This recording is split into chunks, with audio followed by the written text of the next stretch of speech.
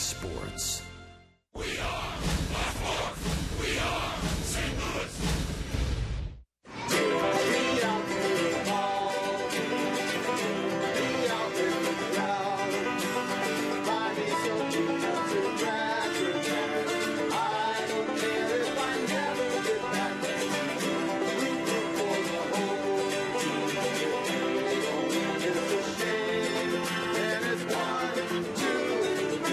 You're out at the old ball game. Play ball!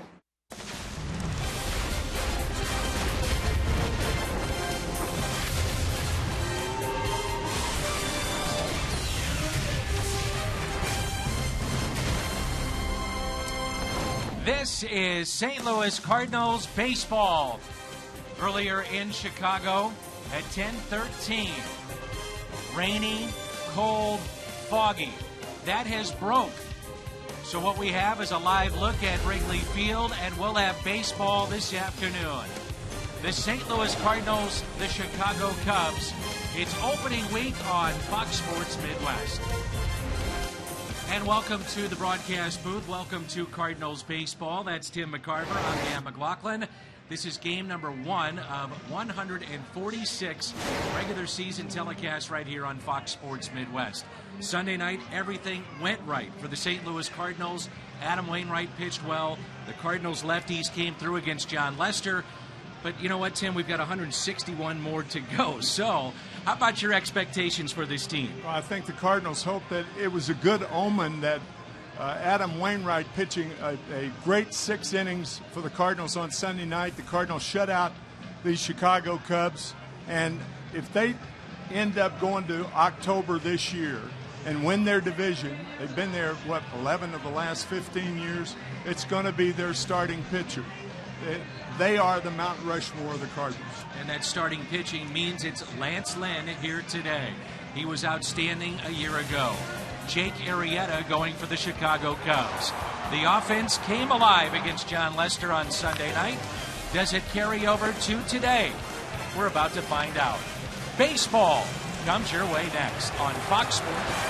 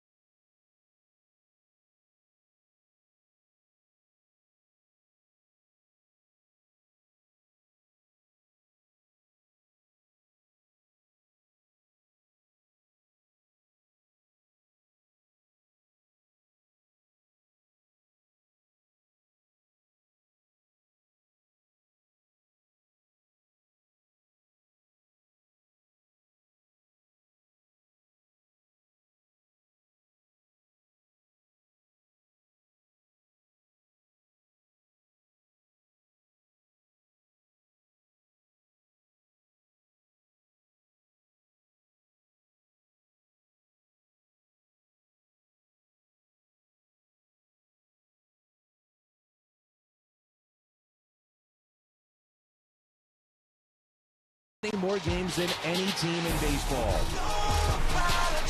Busy, making 4 straight National League Championship Series.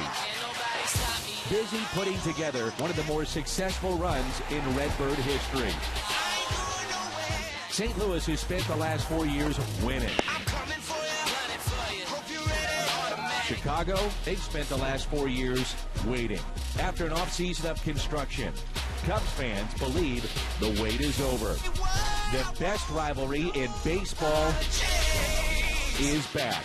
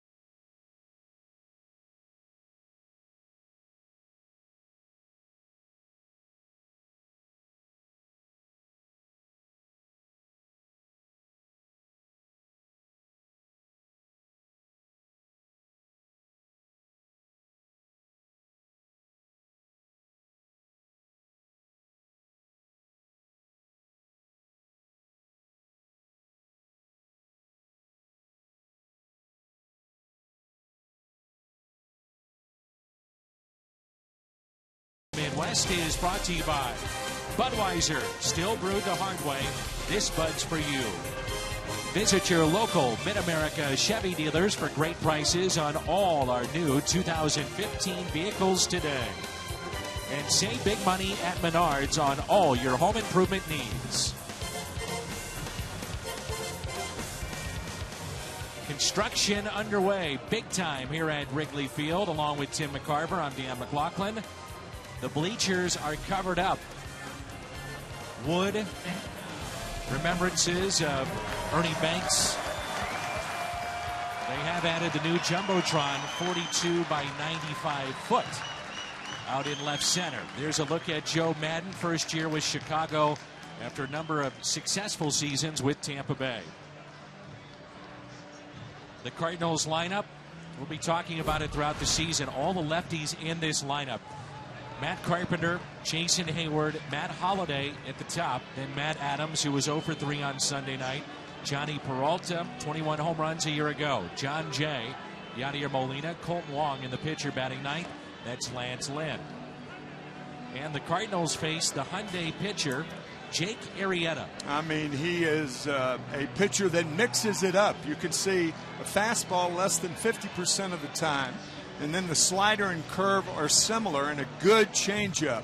This guy can flat out pitch, and he was 10-5 for the Cubs last year in 25 starts. I was just thinking, Dan, when you were talking about Ernie Banks, this is the first time since 1941 that the Cardinals and the Cubs have met in a series without either Stan Musial or the great Ernie Banks alive. And there were two guys that had the utmost respect for each other. Ernie passed this past winter. Let's play two. He would love to play two today. Boundless optimism from Mr. Cub. January 23rd. It was 8 days before his 84th birthday. He passed away. There they are, the two great players, faces of each franchise. Stan the Man and Ernie Banks, and his number 14 has been painted into the grass behind home plate, and all the remembrances and the photos of Ernie throughout the ballpark here. It's great to be back, Dan, and I was thinking about this coming to the ballpark today. It's nice when your business is a pastime. This is the greatest pastime of them all, isn't it? It really is. Beautiful Wrigley Field, and a look at the Dobbs Tire and Auto Center's defense.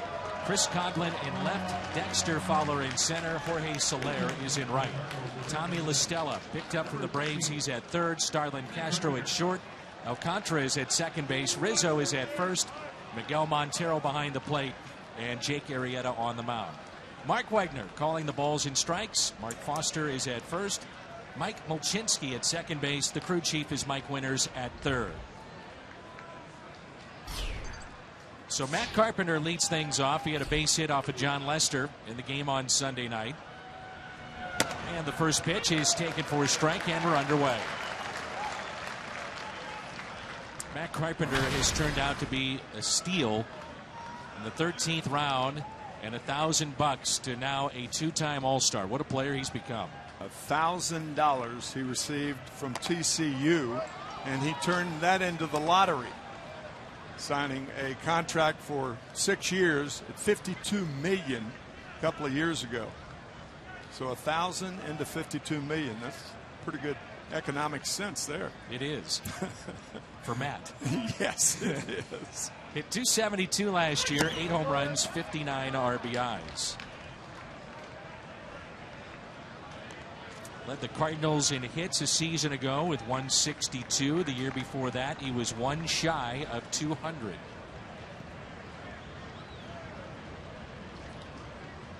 Two balls and one strike. Outfield is straight away for Matt Carpenter. And he's always had patience, whether it's been in the leadoff spot, Tim, or in the middle of the lineup, which he's been at times in his career, now cemented at the top of this order. But he took 67% of the pitches that he saw a year ago, and he had the third fewest swings and misses. And he draws a leadoff walk. And at 95 walks last year, he saw the second most pitches in baseball last year. His at-bats are rarely first pitch swinging, ground ball to second base. You don't see that from Matt Carpenter. Quite the debut on Sunday night for the new right fielder of St. Louis, Jason Hayward. 3 for 5. A run scored, 2 doubles, a stolen base, 5 total bases for Hayward. And I guess the key is the fact that he did it against a lefty. Yeah. He had 3 hits against a left-hander in one other game, and that left-hander, John Lester, right, 4 years ago. The oddity of the game. Weird. A short lead at first by Carpenter. And right now, Arrieta, who doesn't walk many, is struggling to find the strike zone. 2 balls and no strikes. Yeah, uncharacteristic for Arrieta. The first pitch strike to Carpenter in 6 straight balls since then.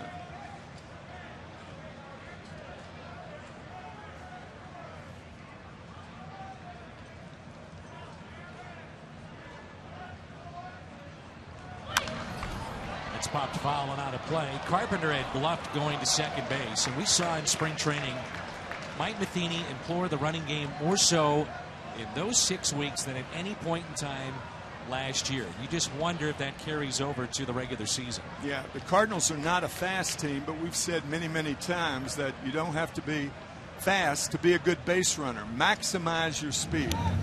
Maximize your instincts. Something we didn't think I didn't think the Cardinals did enough of last year, but I think they're aware of that right now. And this is a hit-and-run situation. Now Arrieta's found the strike zone again. It would make sense for Carpenter to run. The 2-1, not running, and the pitch is taken for a strike. The Cardinals had 4 stolen bases on Sunday night. They did not have 4 steals in a game all of last year. The Missouri Lottery Fox tracks, and it catches the bottom of the zone.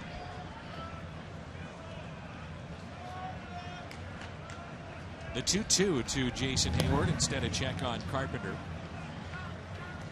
With all the national games that you did with John Lester, do you remember him having the issues of throwing over to first base or even throwing the baseball around the infield? I think that's a bigger issue than the Cubs were letting on. I think you can make. I don't know this for sure, but I think there is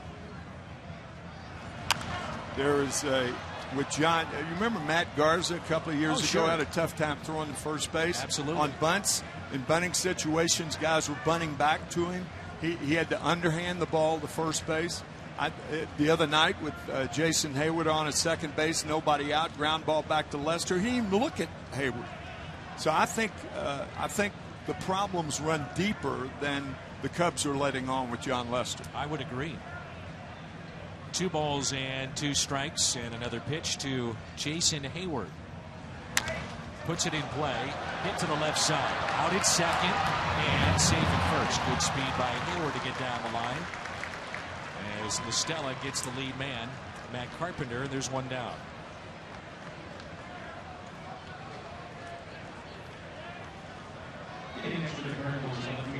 John Lester met with the media today. The whole throng of Chicago media, 3 or 4 deep, Tim, and you were down on the field. I was down there, and the entire conversation for Lester was about throwing over to first. And he said, well, you guys must be having a slow news day because it's not an issue. It's been overblown, and I don't think it's a factor.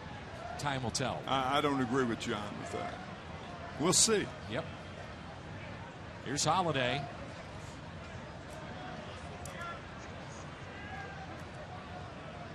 Matt with 2 RBIs on Sunday night. Big lead by Hayward at first base. Fouled back and a good cut by Matt. He truly was one of the big keys for St. Louis in the second half of last year. And he said to me during spring training, now at the age of 35, a key for him personally, getting off to a better start in the first half to try to duplicate what he's been able to do in second halves of years. Still able to drive in 90 runs for the 3rd consecutive year after a bad start last year. The Cardinals averaged only 3 runs a game last year, just barely over 3. And that was the fewest by a division winner since 1973. The Mets. Arrieta goes to second base and gets the lead man. I'll tell you, that was a good play by Castro, who is not a sure-handed shortstop. I mean, he led the league in errors with 27 and 29 a couple of years ago. 2 straight years. That's a good play. He really became a first baseman at second base, stretching, making sure it won. Let's take a look at our Toyota keys to the season. Well, we mentioned in the opening keeping the Cardinals pitchers healthy, particularly the starters, very, very important. And a revival of the runs in scoring position and the way they hit 2 years ago. Now, nobody's going to hit as a team as well as the Cardinals 2 years ago. But to become a little better. .330 with runners in scoring position. Unbelievable. Yeah. And you're right. We're not going to see that duplicated anytime soon. No, but they have to be better than they were last year. Again, maximizing their opportunities. 142 games last year for this man, Matt Adams. 15 home runs, drove in 68, hit 288. More times than not dealing with the shift against him.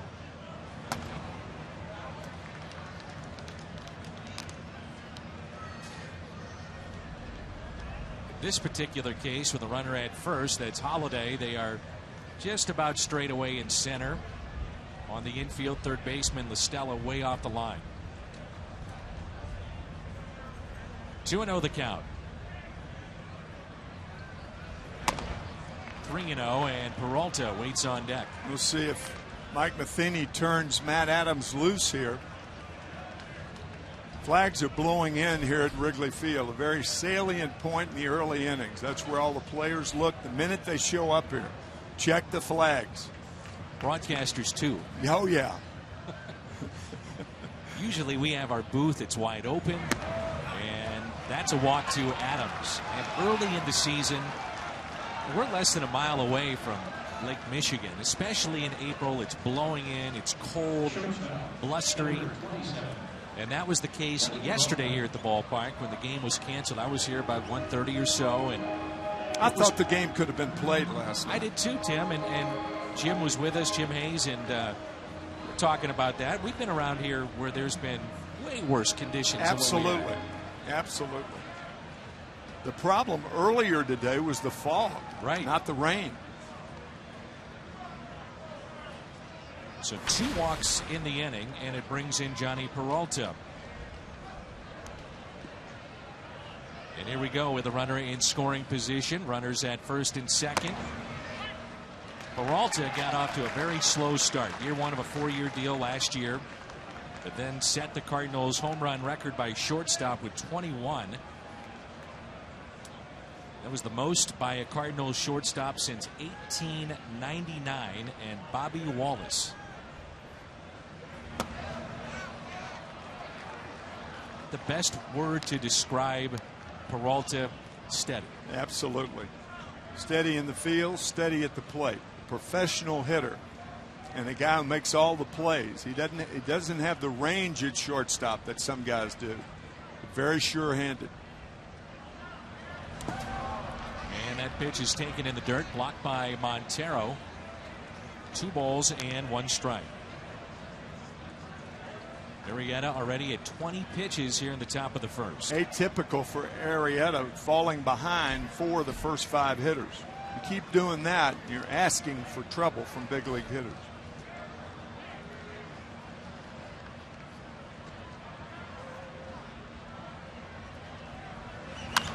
(2-1) pop foul, and out of play, evens it up at 2-2.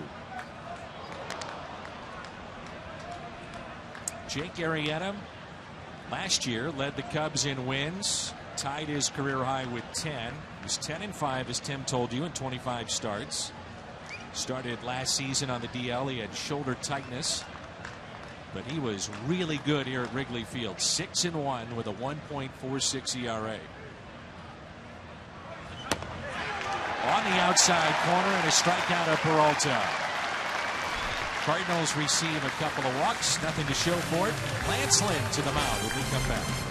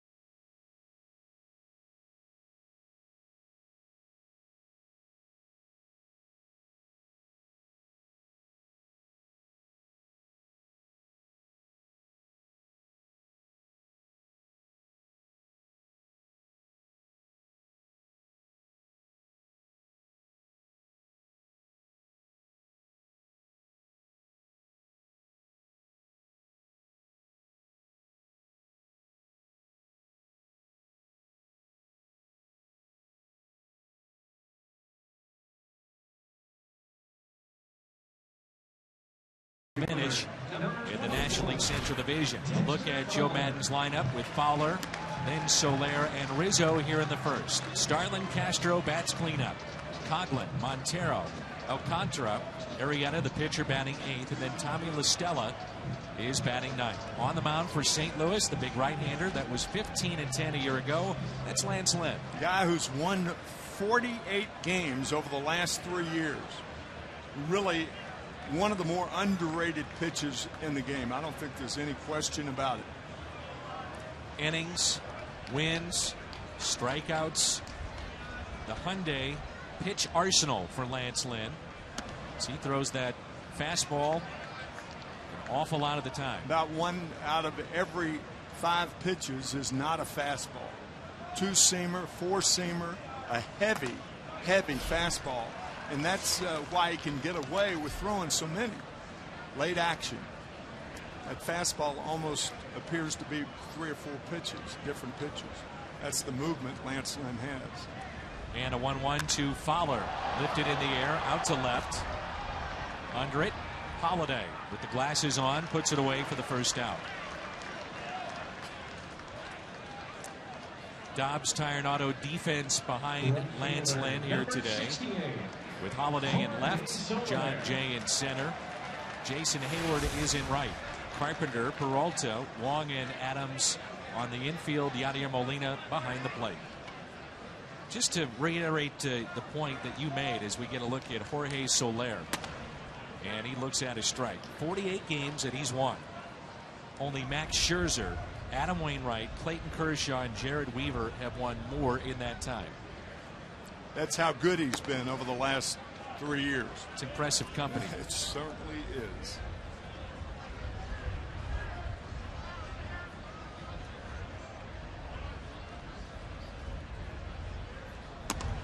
Jorge Soler came up after 3 different stints in the minor leagues. Last year, 3 different levels. Hit .340 with 57 RBIs in 62 games in the minor leagues. Then came up at the end of August.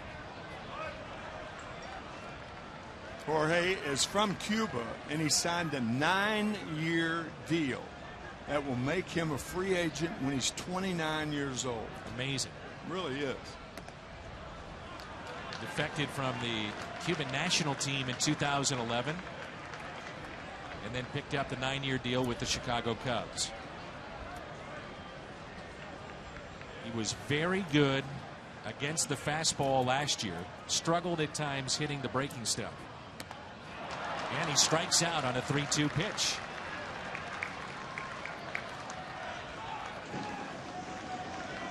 Nine pitches, all fastballs so far from Lance Lynn.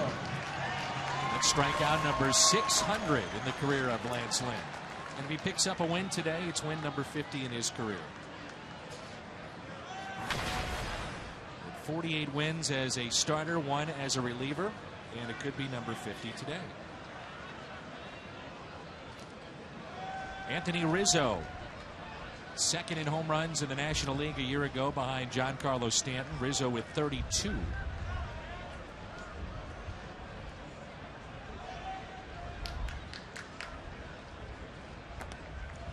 Theo Epstein is the general manager of the Cubs. Jed Hoyer is his assistant. And both of those guys, when Hoyer was with San Diego, Epstein with Chicago, relentlessly pursued Anthony Rizzo. Right. I mean, relentless. And a ground ball that's hit to second, coming in from the outfield grass. Colton Wong in a 1-2-3 inning for Lance Lynn. So good a year ago, John Jay. Lefties, righties, didn't matter. He'll lead it off when we come back.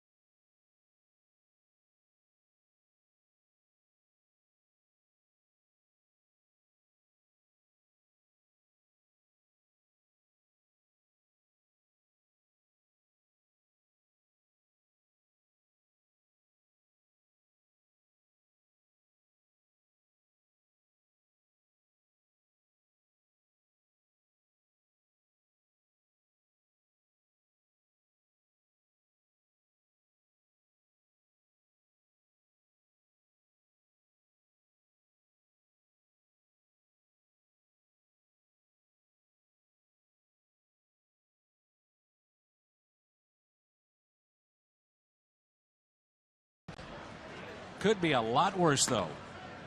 Not too bad. I mean, Tim, he played this ballpark countless times, broadcast games here. There are days when it is just bitter sitting in the stands or trying to play. And you know what? I agree with Ricky's point. Also, not only opening day for Arrieta and Lynn, but the hitters are so strong coming out of spring training. They're too quick the first 2 weeks of the season. Cold weather makes them quick. And we get a strikes out John Jay. That's what you can do when you get ahead.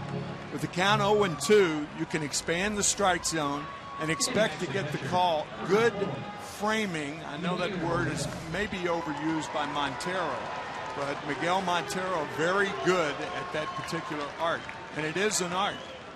He's not a stabber behind the plate. Quiet hands. Yes, he lets the ball come to him. Here's Yadier Molina. There's a stat that is kept in baseball. Calls gained for catchers. And last year, Montero had 180 of those. So it's about pitch framing and getting those calls for your pitcher. And that was tops among anybody behind the plate. Jonathan Lucroy was second. Molina was in the top 5. And in terms of guys that are workhorses behind the plate, none better than these two, Montero and Yadier Molina. And the only thing with Montero has been his injury problem. The Cubs have talked about this season by adding David Ross, who essentially is the personal catcher for John Lester. So every 5th day, Montero gets a little break.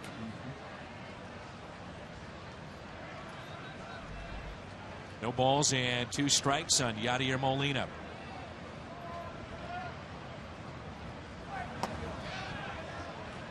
A lot of talk around Major League Baseball throughout spring about the physique of Molina, who's coming in. He's had to have just lost incredible. 20 pounds. Yeah, huh? at least. It's going to ultimately be a good thing. He might have to grow into that. He may be weakened a little bit early. Reaching for it, popped up. Second baseman Alcantara is there. And there's 2 down. But the older you get from a catcher standpoint, the older you get from any standpoint, whether you're a hitter, infielder, but particularly a catcher, if you're too heavy or still carrying that same weight, you're going to be slower behind the plate. Your hands are going to be slower. You're going to be you're not moving side to side as nearly as well. Seems like common sense too. It takes a little pressure off the knees as well. Right. As Colton Wong pops it foul.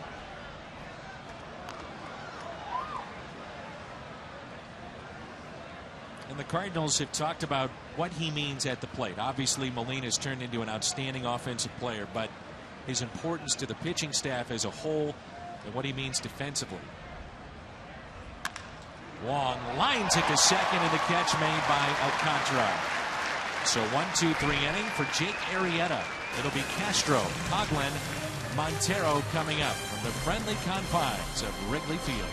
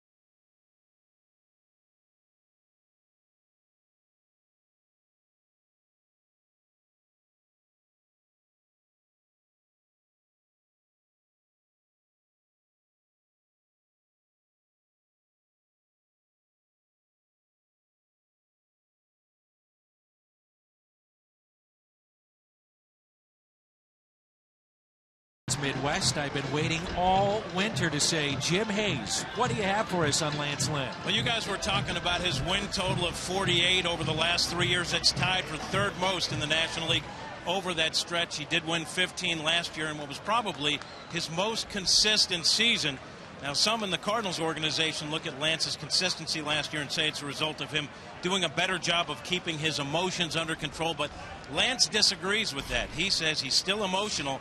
All he did was change his mechanics to streamline his delivery and make it more compact. He told me he's more balanced now. It's a more repeatable delivery, and he says that's what really helped him avoid the rough innings. So Lance Lynn rewarded with that contract extension, but says he's not going to try to do anything differently, just pound fastballs. As for his goals this year, Dan, he's not thinking about earned runs, wins, whip, anything like that.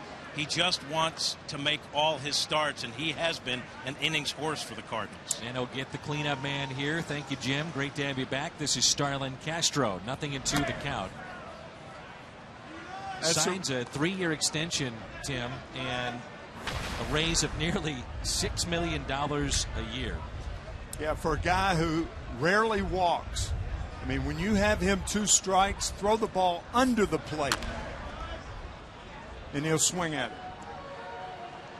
Lance Lynn now makes his home in St. Louis year-round. So he was working out at the ballpark when he got word that the contract was done. He signed it in the Cardinals' weight room and then finished his workout. That's a great. That's what he was telling me in spring training. Oh, that's great. There's a strikeout of Castro.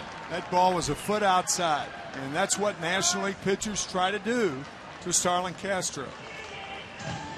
You can watch every out-of-market game live in HD. MLB.TV Premium, #1 live streaming sports service, real-time highlights, look-ins, pitch tracking widget, and more.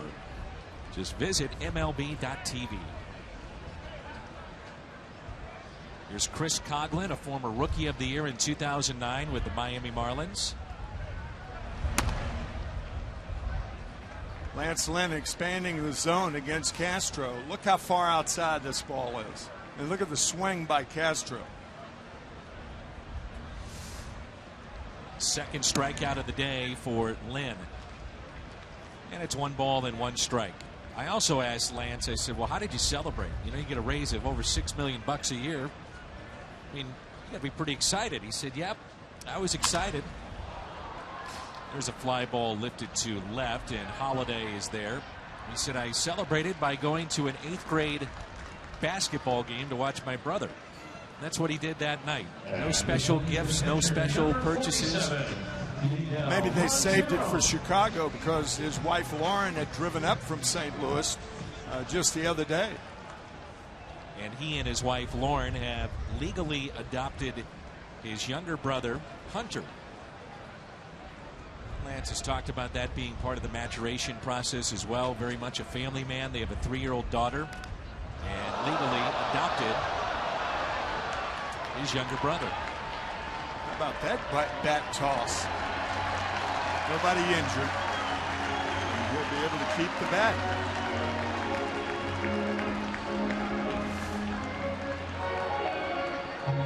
Yeah, I've never been able to understand how someone could throw their bat and how the hands come off the bat, because that's the moment of contact, and that's when the hands are gripping the bat the firmest. And he tipped that pitch too. Yeah, he got a piece of it. How odd is that? I don't know if you saw this the other day. Mike Napoli, that's who it was, with the Boston Red Sox, shattered his bat and in a home run. And hits a home run. I saw that. How about that? It's not supposed to happen. That happened to Johnny Callison in this ballpark when he was a member of the Phillies in 1969. 0-2 pitch. Of course, the wind was blowing out that day, of course. Routine pop-up, and it just carried over. Yeah. But that was down in Florida. There was no wind. Just a broken bat, shattered, and a home run. I really felt that this trade went under the radar to get Montero and what he means potentially for the Cubs this year. And we'll talk about it throughout our telecast as Lynn strikes out his third, 2 in the inning. And so far, 6 up, 6 down as we head to the third.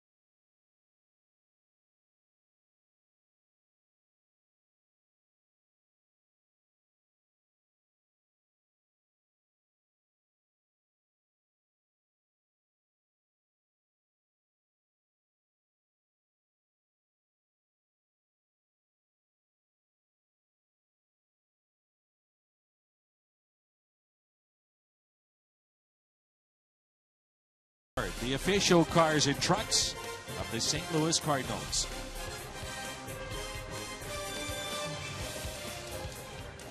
Construction of the bleachers here at the ballpark and also the new scoreboard 42 by 95 foot Jumbotron, which was added this year. The first game ever at Wrigley Field was back in 1914. Ivy was added along with the manual scoreboard back in 1937. First game under the lights in 1988. But the Cubs didn't play here in 1914. They played in 1916 because Wrigley Field was built for the Federal League. That's right. As a matter of fact, this was not named Wrigley Field until 1926. I didn't realize it was that long ago. Yes. Because P.K. Wrigley bought the team in the 20s then. Correct. Right? Early 20s.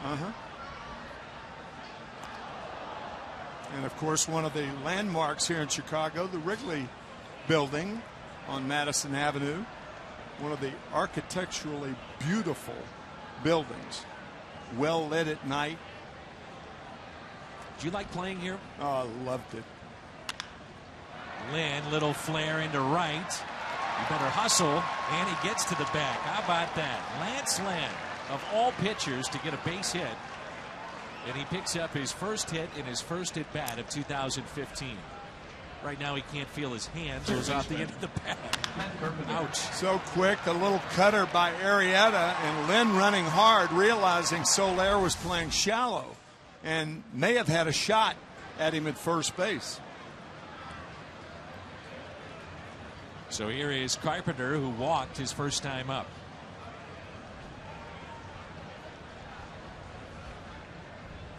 Lance Lynn, a total of 4 hits last year. 4, and he has his first in his first at bat this year. Tell you, Dan, I have a lot of respect for Joe Madden. I think everybody in baseball does, but I just don't understand situations like this with Anthony Rizzo holding him on at first base, and the minute I make that point, he plays behind him. And the point being, but it pitched too late. What if the first pitch is a strike and Carpenter uncharacteristically hits it in the hole in first base? And now Rizzo is good, I'd say 5 to 8 feet off the line. Yeah. Playing behind the runner, that's Lance Lynn. You wouldn't think he's going anywhere. Huh. You wouldn't think. Forget about it. Arrieta made 4 starts against the Cardinals last year. Registered 1 win, no loss. It's hit out of play. 22 in the 3rd innings. 28 strikeouts, only 3 earned against St. Louis. He was really good against the Cardinals.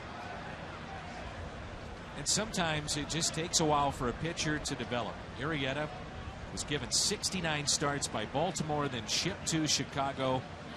And last year, at the age of 28, Tim, he strikes out nearly 30% of the batters he faced. Really came into his own. The 2-1.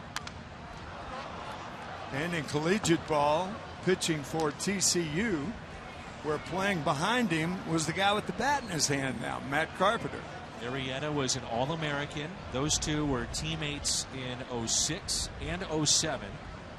And Carpenter is the all-time leader in games played and hits at TCU. And yet Matt is 0 for 11 against Arrieta. This is the guy he has struggled with the most in his big league career.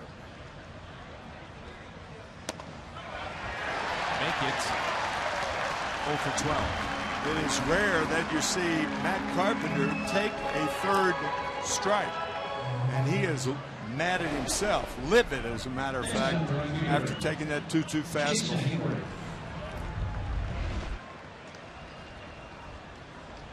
Watch Matt's reaction after taking this heater.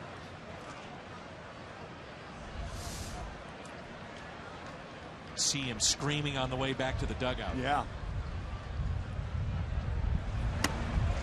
That pitch taken for a strike by Jason Hayward. Bounced into a fielder's choice, first time up. 8 of 11 first pitch strikes thus far for Jake Arrieta.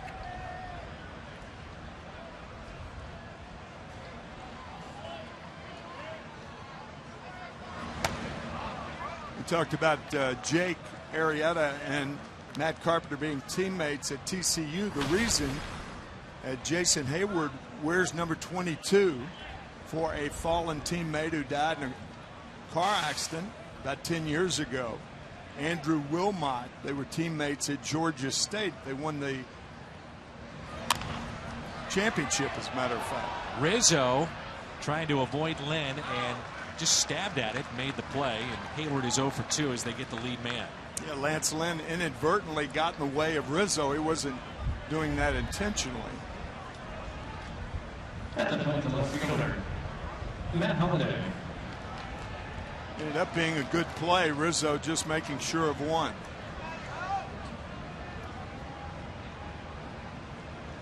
So Hayward, the runner at first base. It brings in Holliday with 2 outs.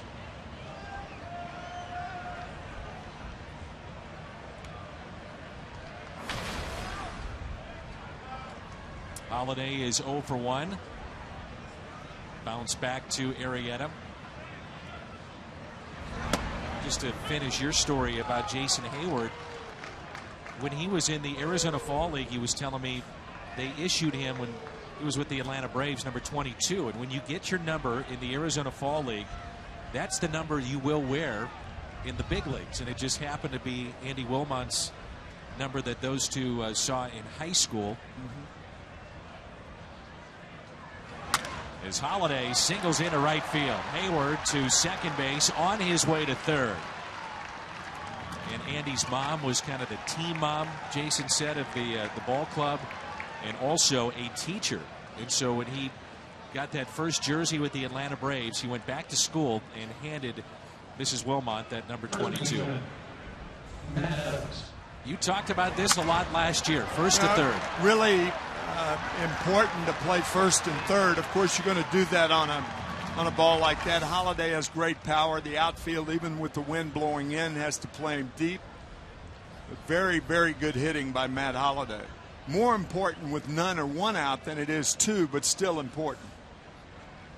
So runners at the corners for Adams. Second baseman is on the outfield grass. Shortstop Castro near the bag at second. Jason Hayward, if he wants, could get way down that third base line with LaStella off the line and back at third. Get as far off the bag as the third baseman is off the bag. That ball scoots away. He would have a chance if he reads it properly to score. Yep. Good point.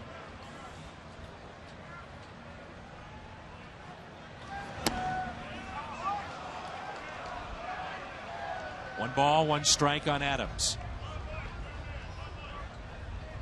All the lefties the Cardinals have in their lineup, it's an all right-handed bench. Borges, Cruz, Krichik, Kozma, and Reynolds.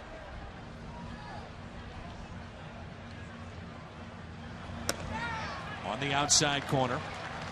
1 ball and 2 strikes. That's some painting right there.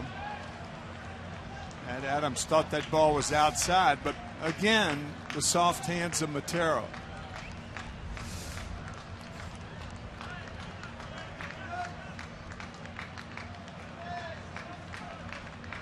On 1 and 2.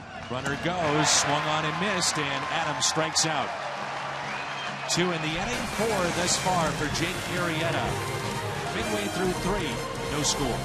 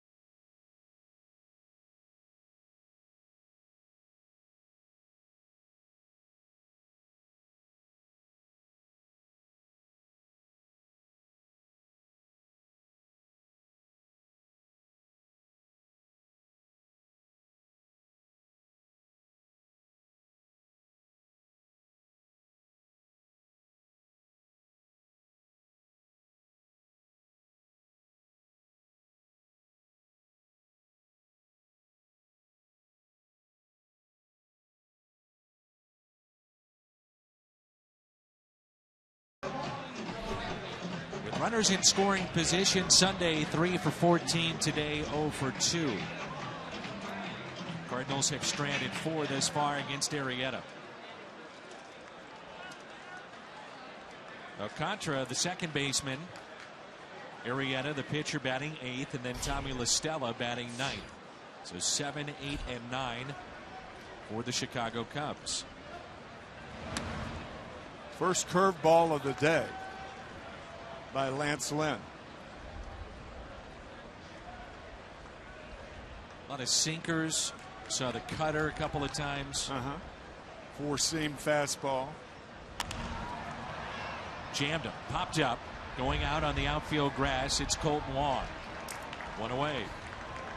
FoxSportsMidwest.com. Your home for Cardinals news all season long.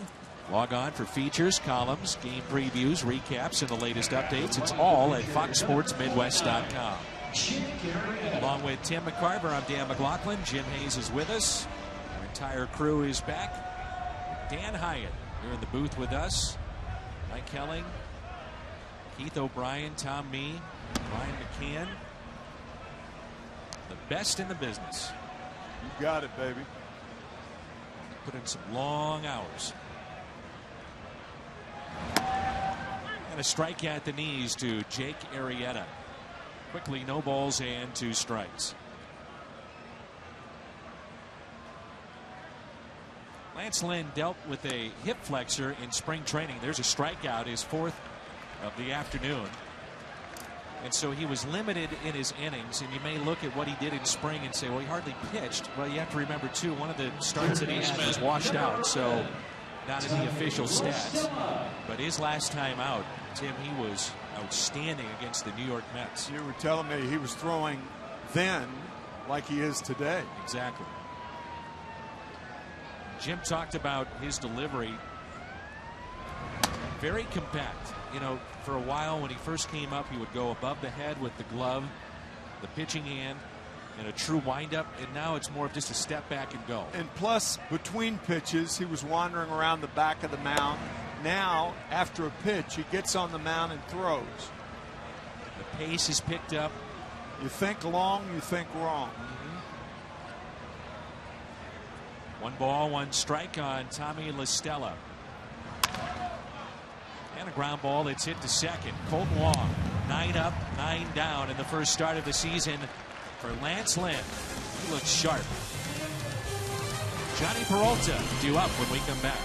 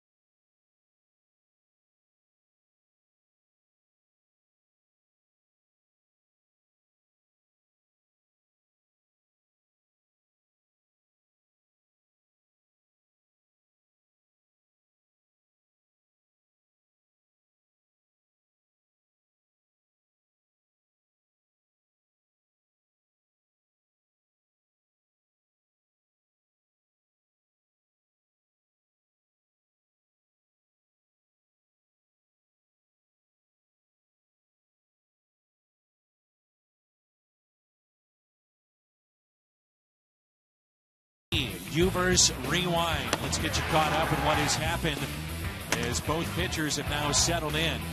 A couple of walks in the first inning for Jake Arrieta. After that, he looks sharp, and Lynn 9 up and 9 down to start his afternoon. The AT&T Uber's rewind. Here's Peralta, who struck out looking to end the top of the first with 2 runners on. You talk about getting in on a guy. How about that? Peanut butter and jam. Man, oh man. That ball just came running in on Peralta. I'll tell you, Johnny's lucky that ball was not an inch or 2 farther inside. Otherwise, you got a broken finger or hand. I mean, that was a lethal fastball. Jake Arrieta is a 29-year-old from Farmington, Missouri. 6'4", 230 pounds. 1 ball, 1 strike. Came from the Cubs from Baltimore in 2013, along with Pedro Strop, who's in the bullpen for Chicago. They Pretty gave good up, deal. I would say so. Scott Feldman and Steve Clevenger going the other way. Yeah. I guess when you're in a rebuild, Tim, you've got to have a little luck along the way, too. And maybe Arrieta, as I mentioned earlier, at the age of 28, is now 29, figured out something that wasn't working before in his career. Ground ball that's pulled foul. As far as the Orioles were concerned, Matt Wieters went down, and they needed a catcher.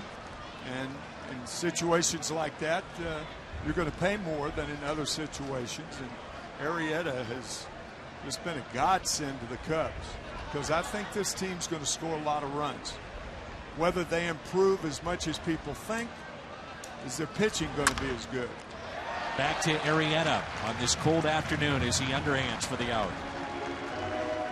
Next time you're looking for great seats, get to StubHub. On StubHub, you can grab Cardinals tickets all season long, even at the last minute, even if the game is sold out. So go to StubHub today. StubHub, the official fan-to-fan marketplace of the St. Louis Cardinals.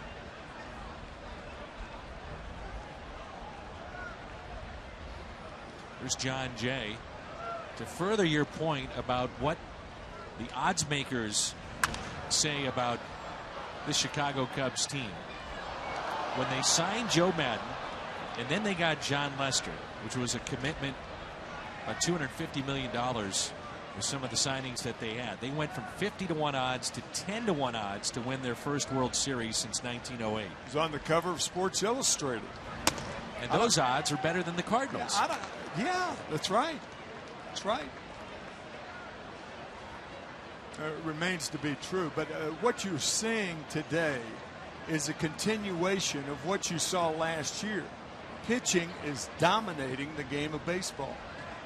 Dominating, like it did in 1968. Last year, there were 5,000 runs less scored during the season than in year 2000. 5,000? 5,210 to be exact. Wow. There were 6,000 more strikeouts last year than in 2000. I didn't realize it was that much. I mean, that's ridiculous. That is absurd. Of course, 2000 was when PEDs were used, and Congress stepped in and told baseball and Bud Selig, get rid of them. And baseball has done a good job doing that. But the fallout of that is pitchers are absolutely dominating. This game today is going to be the run-of-the-mill game that people better get used to. Right. Because that's it. What you're seeing right now is the manuscript for the 2015 season, I think. I don't think it's necessarily bad either. No, I don't either. No, it is what it is. 3-2 the count on John Jay. And Jay hits a fly ball into center. Dexter Fowler. 2 down. So some new faces for the Chicago Cubs with a bunch of young kids just about ready to come up. Joe Madden, John Lester, the former Cardinal closer Jason Mott, and David Ross. And that gives you also an idea of World Series experience. That's it. The ace, the number 1, has it. The manager has it. Jason Mott closed out a World Series, and David Ross with Boston. There's got to be something said when you get into crunch time of September, what the Cardinals have been through year after year after year, and those pressure games meaning something and maybe putting them over the edge. That's an excellent point, and absolutely true. The experience pays off the deeper you get into the year. Sure.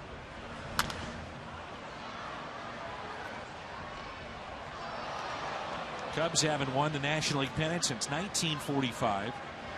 World Series 1908. No balls and 2 strikes on Yadier Molina. The old Billy Goat curse. One of the weirdest things. Why they keep writing about it, I'll never understand. A guy shows up with 2 World Series tickets. He's got a goat next to him. So the guy understandably says you can't get in. The goat, you can get in, but the goat can't. The guy put a curse and hex on the Cubs. That is the dumbest thing I have ever heard in my life. That this goat has been given credit for keeping the Cubs, or whatever it is, keeping the Cubs out of the World Series since '45. The Black Cat. Black Cat in '69. That's another superstitious bunch of malarkey. Molina just got a piece. They were up, 1984. They're up 2 games on San Diego. Ball goes through Leon Durham's legs. Right. And they just pummeled the Padres in the 2 games here. And, of course, Steve Bartman. Yeah. They had back-to-back years in which they went to postseason play under Lou Piniella and then never won a postseason game as Arrieta really took something off that pitch. And Molina strikes out. That Billy Goat's powerful. It is. Telling. Stand back. The Billy Goat. Congratulations to this afternoon's lucky winners, sitting aisle 2.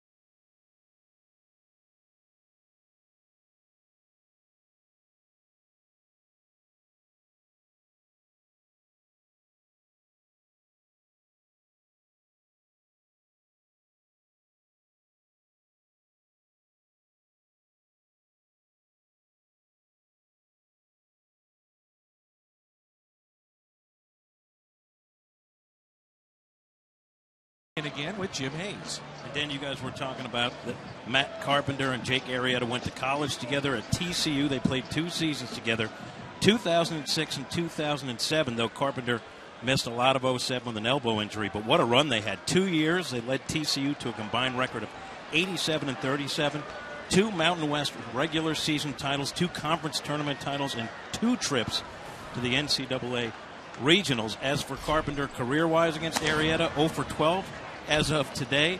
He said he's a different pitcher now. Arrieta now throws a cutter, which he didn't have in college. And he says he hears about it when they get together and Matt doesn't have success. He gets a text from Arrieta boasting, and he says the content of those texts not safe for broadcasters. I like it. I like it. It's pretty good. 50 games over 500. 87 and 37. And TCU went on a bit of a run there, and those guys kind of laid the groundwork for a program that took it to another level. There's about 2 or 3 guys of that era that those two played in that have made it to the big leagues. Brandon Finnegan, another one. But Carpenter and his college coach got together last year at Busch Stadium. Matt goes back to Texas every year. That's where he lives in the offseason and works out every day with those kids at school. Prosper, Texas. You know, you think about a guy to look up to and emulate and watch for those kids. What a hard worker Matt Carpenter is. And his coach told me, Tim, that as Dexter Fowler is at the plate, they called him into the office and said, if you want to play at the next level, you may have a shot, but you better get in shape. He was out of shape. And you look at him now. I mean, you see him. There's a strikeout. He keeps himself in unbelievable condition, to the point that they had to start making him occasionally eat a piece of pizza or a hamburger. Back off, right? Back off his workout. Exactly. Another strikeout for Lance Lynn. 10 in a row retired. So 5 so far for Lynn. Fowler is 0 for 2. Here's Soler. Struck out on a 3-2 pitch, his first time up. If we're talking about a Billy Goat curse, we've got to mention the fact that Lance Lynn has a perfect game thus far through 3 1/3, right? Oh, you have set the internet on fire, Tim McCarver. Good. I can see it right now, exploding. Yeah. 2 balls and no strikes on Soler. It happened last year in Tampa Bay. Right. Joe Madden, the manager, and Adam Wainwright had retired 10 in a row. Base hit. The minute I said something about it. Old Billy Goat curse here. In and around Wrigley. Now it's just the McCarver curse. Yeah, right. Goat of another color. Right center, and there it is. All the way to the wall. Soler to second base. He'll try for 3. Relay to third. Not in time. So the first hit in this game off the bat of Jorge Soler. It's a triple. And here comes Chicago with a runner in scoring position. They went 0 for 13 with runners in scoring position on Sunday night. I'm not sure if John Jay makes that play if he breaks to his left immediately, but he came in and then over. That bad route, it may not have cost the Cubs a base hit, but I don't think Soler makes it to third base. He probably has to stop at second. But John Jay came in and then over, and that cost him an extra base. The Cardinals here in the bottom of the 4th, bringing the infield in. Throw down to third, and Soler is back in.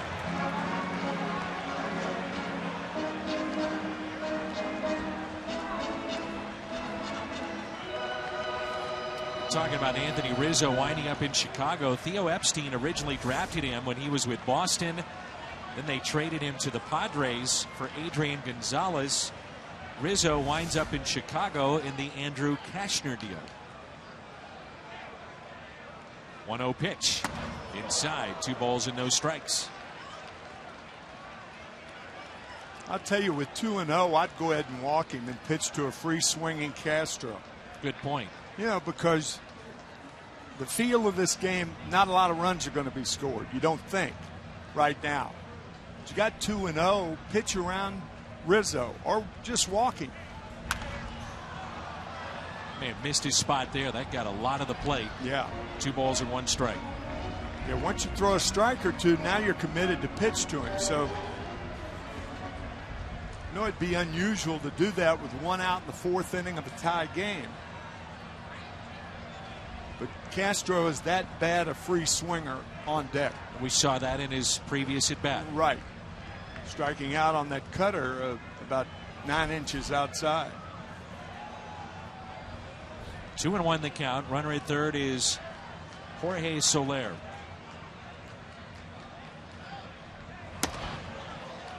Misses in, 3-1. And again, back to your point. Do you pitch around him here? Does he see anything to hit on 3-1? I wouldn't give him anything to hit here. If he hits it, it's got to be off the strike zone. Up and in. So a walk to Rizzo. Kids love to cheer on the Cardinals, and on Sunday, April 19th, all kids ages 15 and younger entering with a ticket receive their very own Cardinals baseball t-shirt, courtesy of Pasta House and Coca-Cola. Buy your tickets today at cardinals.com/promotions.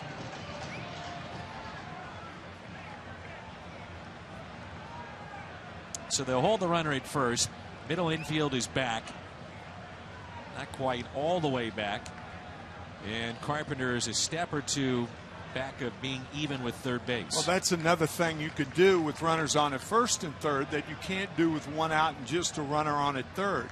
Now double play depth for the middle infield. That was the first walk issued by Lynn. This has been his first trouble of the afternoon. Castro struck out back in the 2nd inning. Lynn has struck out 5.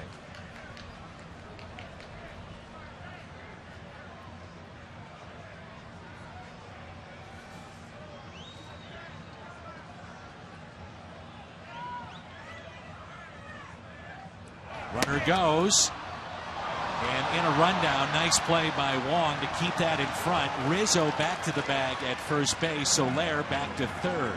That was a great play by Wong and a bad throw by Molina. Had the throw been good, it was a hit and run. Castro swinging through it. Molina's throw was in the dirt and in between hop. Watch Wong. Really a good play, but because the ball was in the dirt, Rizzo retreats to first without a play.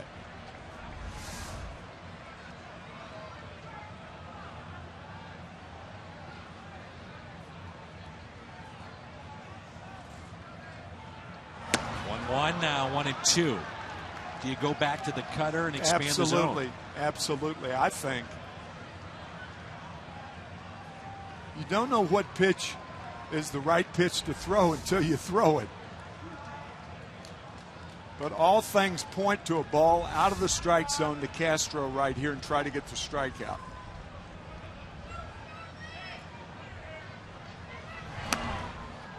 There it was.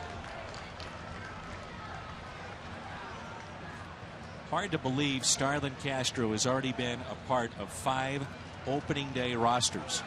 And he's 25 years old. Yeah, right. 3-time All-Star. The 2-2. Ground ball. Tapped foul. They've got some young talent that they expect to be up with Chris Bryant leading the way, but they say arguably their best defender in spring was Addison Russell, who they picked up in the Samardzija deal from Oakland. He's a young shortstop. So we'll see about the future of Castro. Does he move to the outfield, or does he stay at short?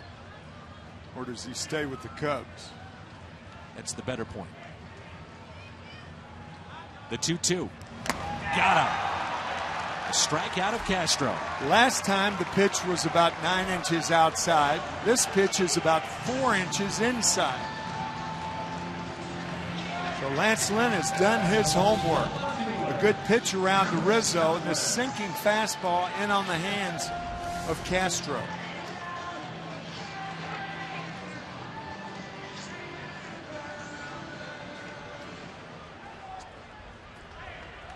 So 2 on, 2 outs for Chris Coghlan.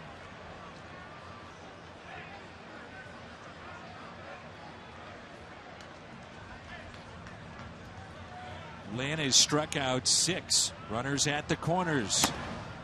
And a fastball misses up and in.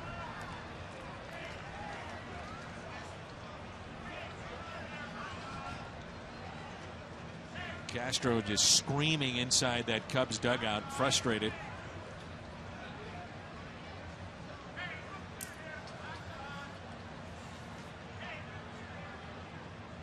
Chris Coughlin has gone from non-roster invitee to spring training a year ago to being the opening day left fielder for Joe Madden this season. He did a wonderful job for the Cubs last year. Hit .283 in 125 games, 9 homers for 40 driven in. Unfortunately for him, you're left to wonder what might have been. He had that odd injury Chris Coughlin did, the former Rookie of the Year. When he was with the Marlins, they were in San Francisco. They had a walk-off win. There was a celebration, and he tore his meniscus in his left knee. Celebrations are dangerous in baseball. They really are. Yeah, they are. The pies in the face, the jumping around. And stuff. But give Coughlin credit. He's back in the big leagues. Former 36th overall pick in 2006 from Ole Miss, and that's where Lance Lynn pitched at too. The 2-0 pitch. Now 2-1.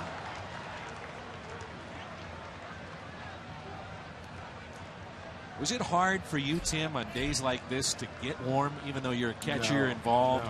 No. Position players maybe in the outfield a little tougher, you know, standing like that? No? No. Because right now I'm a little getting cold, bit. I mean, okay? you know, it's not ideal, but I'm getting cold, all right? You're not in the outfield. We're behind the plate. You were behind the plate in college, but not anymore. And No. you did it at the fantasy camp. I did it at the fantasy camp. And you called me up and said, what is the matter with you? What are you doing? What is wrong with you? You said you had a serious folks. voicemail. What are you doing? What are you doing? Don't do that. You and Bob Gibson came and spoke. Yeah. At the fantasy camp. That was fun. Great. Yeah. A lot of fun. Lynn would love to strike out, ground out, fly out, but get out of this jam here in the bottom of the 4th. 2 balls, 2 strikes with 2 runners on. Center field. Jay is there. And Lynn and the Cardinals out of a jam. Starlin Castro came up with 1 out, 2 on. Runs in on his hands. His second strikeout held on by Molina.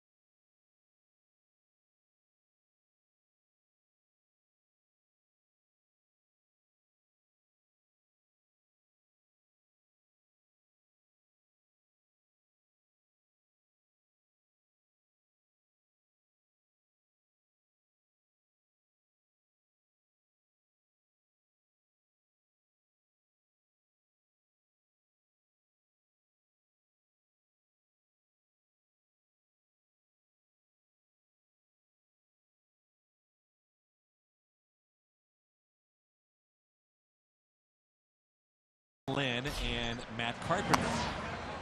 We were talking between innings, the play that will not get a lot of fanfare, won't get a lot of mentions, but Colton Wong keeping that ball in front, the throw by Molina with runners at the corners, a key play so far in this game. You know, actually, Dan, he had to catch the ball. If the ball bounces off his chest, as we've seen a lot of in-between hops do, or if it goes through his legs, it was just a dandy play to keep things in order. Good cut by Wong. Was kind of fighting it during spring training. He was working on some different things at the plate. The final week started to sting the baseball and looked like the player that we saw at the end of last season. The Cardinals really feel that with Wong's postseason run, the way that he finished up the season, regular season, it would carry over to this year. Not looking over his shoulder, no Mark Ellis. I mean, he is the guy at second base. Right. Lined out to second base, first time up. Puts it in the air out to center field. Dexter Fowler. One down. Stay warm this spring as you cheer on the Cardinals. Friday, April 17th. Cardinals take on the Reds. And 25,000 fans, 16 and older, receive an adult fleece zip-up hooded sweatshirt featuring an 80s throwback logo. Get your tickets at cardinals.com/promotions. Here's Lance Lynn, who singled his first time up.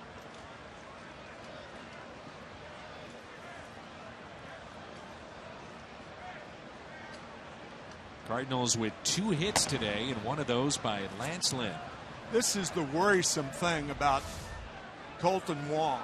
His hands are so low that in order to get to a high fastball, he's got to bring his hands up, back, and swing. And you don't have that much time. I think, again, to use that word worrisome, it's not that he can't do it, but the only hitter that I saw hold his hands that low and be successful was Eric Davis of the Cincinnati Reds, because he was such a great athlete and very, very quick. He could get to the high pitch. But right now, I don't think Colton can. Eric Davis, it was almost near the belt where he would hold those hands. Yeah. It was more of a timing trigger mechanism for him. Finished up with St. Louis and Tony La Russa. That's hit into center field. Backing up a step or two, Fowler. There's 2 down. Get the feeling 1 run may do it in this game, the way that these pitchers are going right now. Yeah. And I'm sure that's why we saw Mike Matheny bring the infield in the 4th. Sure. But it was a very intelligent way for Molina and Lynn to go about pitching to Rizzo and Castro. Pitching around Rizzo, and then you can't pitch around Castro because he swings at those pitches. Sure. And they got the strikeout and then got the out from Coffin. And a strike to Matt Carpenter. Was called out on strikes back in the 3rd and walked in the 1st.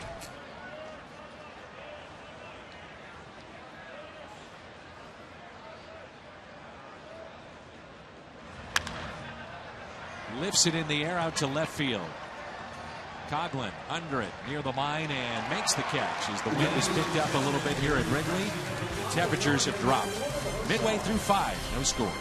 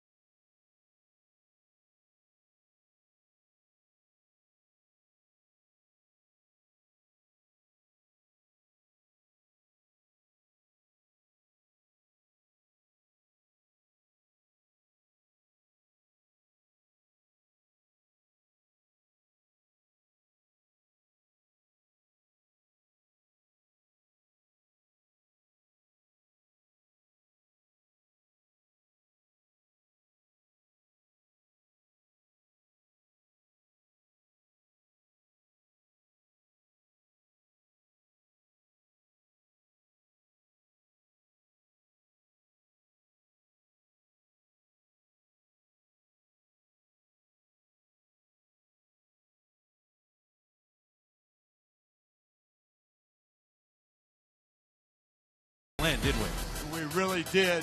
After pitching around Rizzo, throw to second base, but that play by Colton Wong kept Rizzo from going to second, or Soler from scoring, and then he gets a strikeout of Castro and gets the final out with Coughlin to center field. It's hit out of play by Miguel Montero. Montero, Alcantara, and Jake Arrieta. Lynn has allowed one hit, the triple to Soler in the fourth. He has walked one, probably by design to get around Anthony Rizzo, and he struck out 6. Up and in to Montero.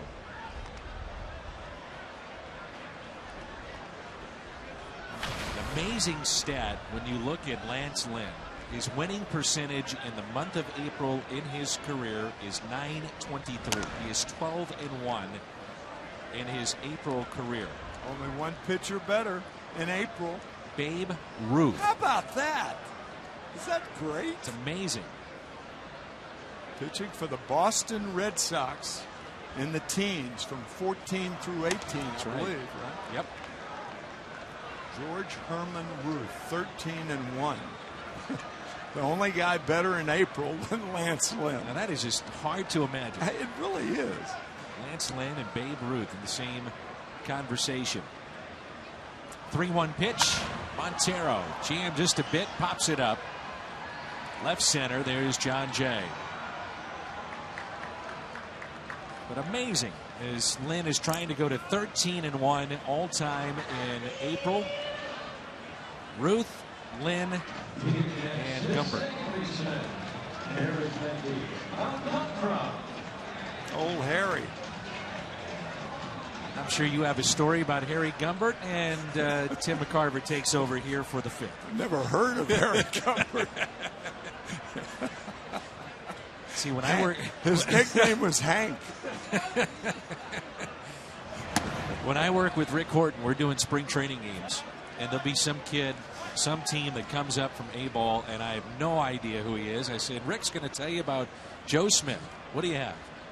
And I just let him go, and Rick just starts making up things. Well, he's a A-ball kid from, you got to fill the time some way, somehow in spring training. Sure, you do that in spring training. Alcantara popped out to second base his first time up. 2 balls and no strikes. And the one thing you never mention during a season is that after the 3rd inning, if a pitcher has a perfect game going, to bring it up and say that he has a perfect game going. You never do that as a broadcast. 3 1/3. Right. And he's got the perfect game. You can go ahead and mention that. No, you never can't. mention anything like that. But you happen to. Yeah, well. It slipped. Yeah. We got a lot of laughs out of that.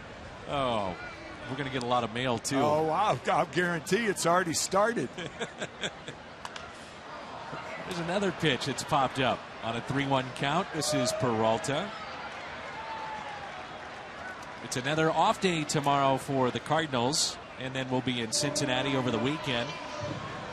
John Lackey, Jason Marquis. That's right, Jason Marquis, the former Cardinal, and it's our What's on Tap presented by Budweiser. Will come your way at 5:30. The Cardinals and the Reds.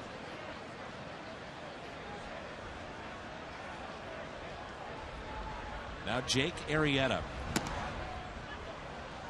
Maybe look at the Cincinnati lineup. It could be dangerous if with healthy. Votto back. Absolutely. Yep. Jay Bruce has a bounce back year. But you just wonder about that pitching staff. You wonder about Johnny Cueto. What happens with him? Free agent to be in the second half of the season if they're out of the race.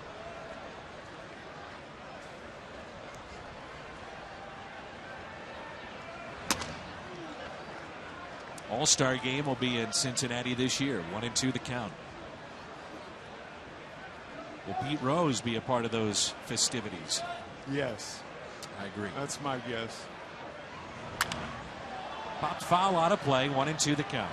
And we talked about it a little last year, Dan. I think we're both of the same opinion that it's time. It's time he's allowed to get back in the game, and having the All-Star game in Cincinnati would be a good time to do it. And you know that'll be probably the main topic of conversation. Oh, no question. Already is one among them.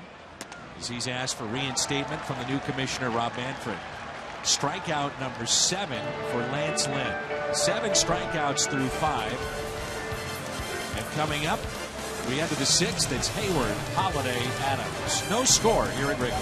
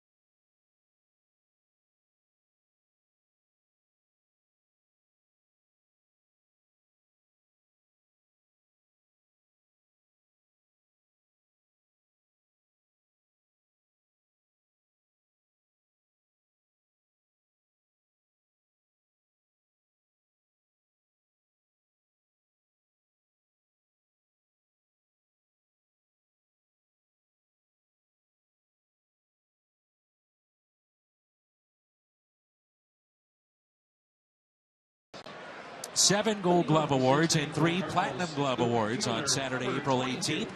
25,000 fans ages 16 and older add the Yachty bobblehead to their collection, courtesy of Central Bank of St. Louis. And tickets are available at cardinals.com/promotions. We have not seen a lot of offense in this series, a total of 3 runs, and that was by the Cardinals on Sunday night. Cubs have yet to score a run. As Jason Hayward looks at ball 1, we're underway here in the top of the 6th. Hayward is 0 for 2.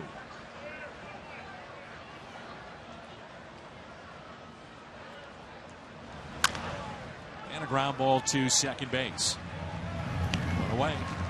After a rough start by Jake Arrieta, which he walked 2 in the first, he has settled in. He has struck out 5 and allowed just 2 hits. Only 2 base runners since that first inning. Excellent fielder. Holiday.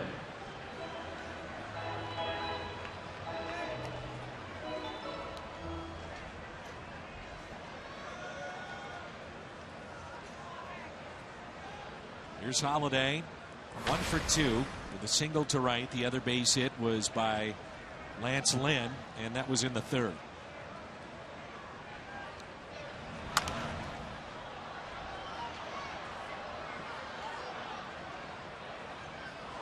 Pence, who's injured, then Holiday, McCutchen, Bruce, and Ian Desmond. The most games played in the National League since 2010. As Matt Holiday came over in 2009 to St. Louis, the deal that brought him from Oakland. That breaking ball is popped up. Rizzo near the Cardinals dugout. Wind is taking it there, and enough room to make the play. Wind has picked up, blowing in from left field and really going across the diamond towards the pole and right. It would be unusual if there were a home run hit in this ball game. I mean, it would be a mighty cloud if that happens. Sure would. Here's Adams. He has walked and struck out.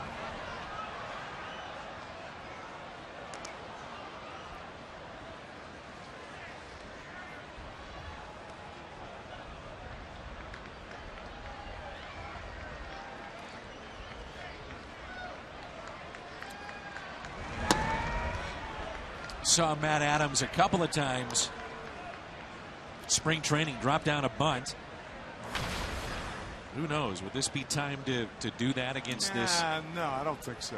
2 out, nobody on. Yeah. I think you try to hit a double here. That's the thinking, where you get to put yourself in a position where 2 hits scores a run. Right.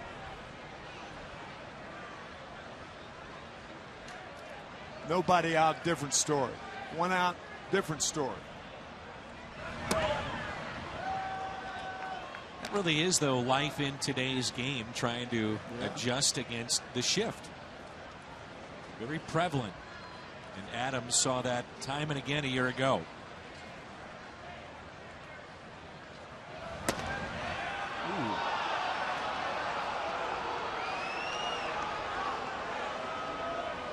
Arrieta has been getting that pitch, so has Lance Lynn, even though it's outside. A wide plate today from Mike Winters. The 3-2. And he walked him.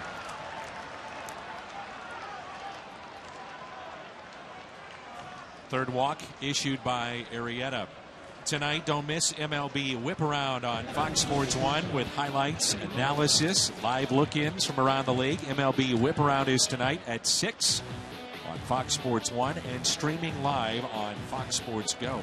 Dan, I would like to correct that. That's Mark Wegner behind the plate, not Mike Winters.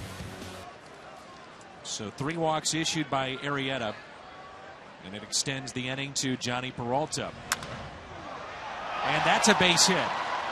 Over Listella into left. Adams on his way to third. And Johnny Peralta trotting into second base with a double.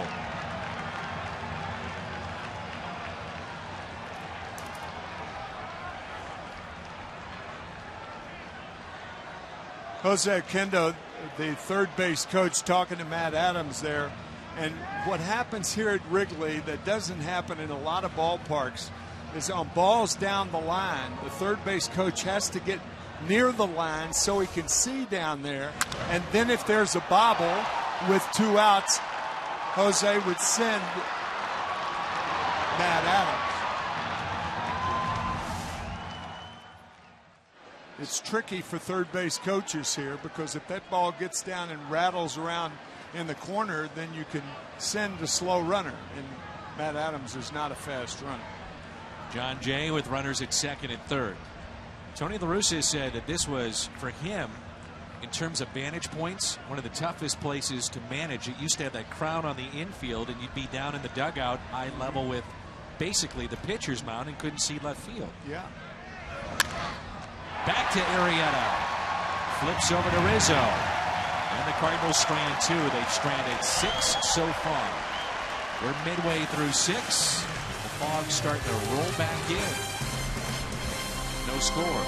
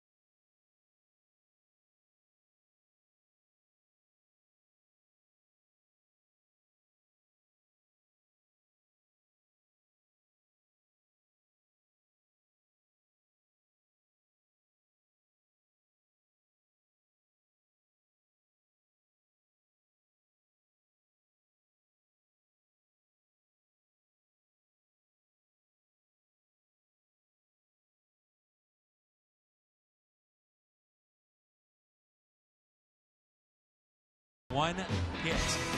The T-Mobile game changer has been Lance Lynn. Very effective here today with 7 strikeouts, 1 hit allowed. Well, that fastball is moving all over the place today. Big strikeout of Castro, the key guy in this game for Lance. Here's Tommy La Stella, 9th place hitter. We'll see Fowler and Soler.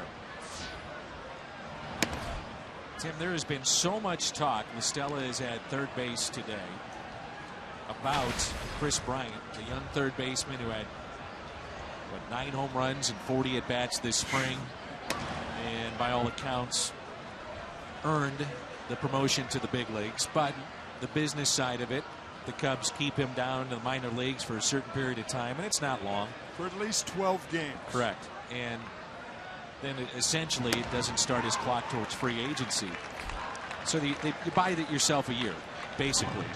You're talking about free agency. What's interesting, though, in this debate about Bryant, there was only one position player last year that opened up the season with their club, made the start on opening night and opening day. One. You told me that before the game, and I couldn't believe it. And it was Jose Abreu. From the south side of Chicago. From the south side, right. Dexter Fowler is swinging a miss. You know, Adidas has a sign near the ballpark. I have not seen it, but I've heard about it. And it's so clever. It's clever advertising. It's a picture of Chris Bryant. And the caption is, he's worth the wait. Right.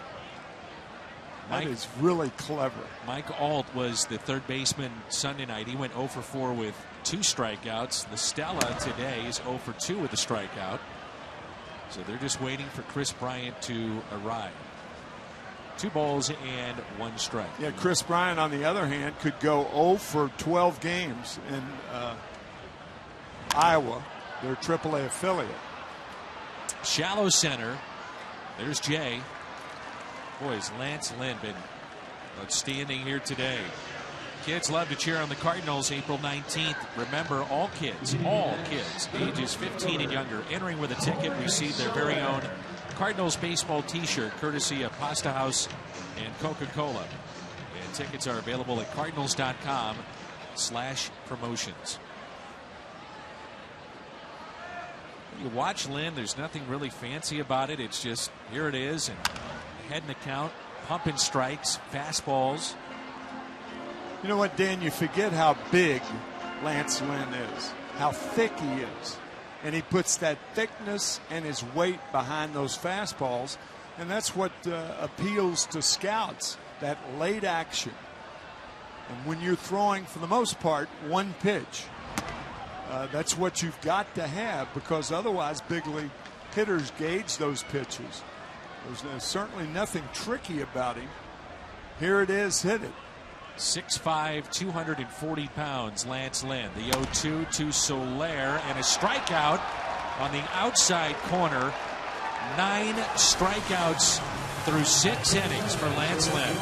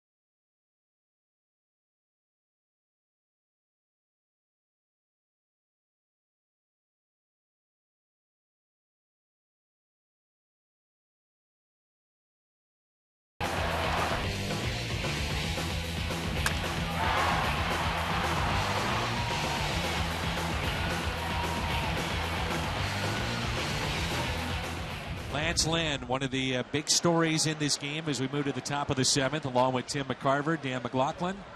He has struck out 9. The one hit he's allowed a triple to Jorge Soler. And Molina pops it foul and out of play. Here we go for the start of the 7th. Pitchers duel on a cold afternoon here at Wrigley Field. You were saying, Tim, in the break, you've seen so much action at this ballpark. The one hit the Cubs get, a triple, fairly unusual for this ballpark. Nice play by Starlin Castro. That takes a hit away from Molina. Well, that was a good play by Castro at shortstop. But you're right. I mean, in the alleys here, right center and left center, it's only 368 as we watch this play by Starlin Castro. That would have been a leadoff base hit for Molina. But the time that hitters get triples are on balls down the line here. If you can hit them in the well and they rattle around down there, then you can kind of run all day. But in the gap, and how many balls are hit down the line? Yeah, exactly. So I think this may be the toughest park for triples in baseball. That is not an official stat, just from the many years of coming here. You just don't see that many. You said something so interesting that I'd never heard or even thought of. You talked about the dirt at this ballpark. Oh, yeah. It's the best. You love it. It's the best. I mean, it would stay with you. I mean, in order to clean the dirt off your hands in the shower, you need a brush, and I mean, you need to really scrub it. It gets in the pores, and you could put it on the first game of a 3-game series. It'll last all 3 games. It just feels right. The dirt to the bat feels right in this ballpark. Whereas in Los Angeles, there's clay mixed in with the dirt. And it was always slick, and I didn't like it at all. But sure. Here at Wrigley Field, I mean, you just couldn't wait to get the dirt in your pores so you could hold the bat, and it just felt right.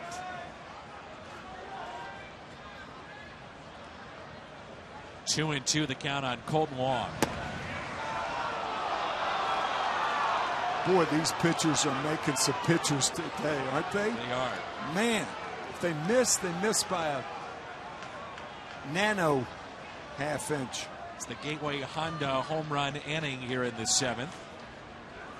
A 3-2 pitch upcoming to Colton Wong. If a Cardinals player hits a home run, the Gateway Honda dealers will donate $1,000 to the Make-A-Wish Foundation here in the 7th. The strikeout of Wong and strikeout number 6 for Arrieta.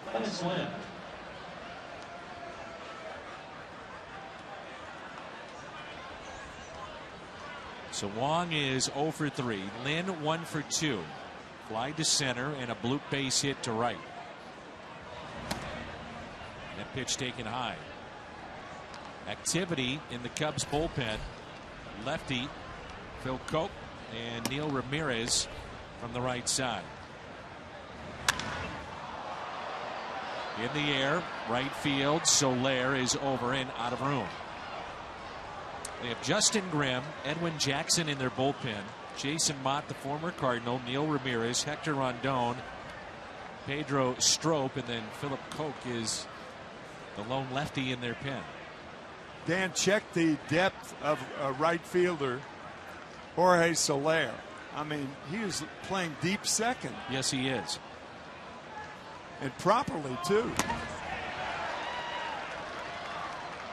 You wonder if he was playing there with the first base hit by Lynn, if he would have thrown him out at first base. Yeah, that's right. Came charging in. He did have that idea, and Lynn saw it and wisely hustled down the line. Oh, knee buckler. And Lynn strikes out. It's 7 for Jake Arrieta. Time to stretch here at Wrigley.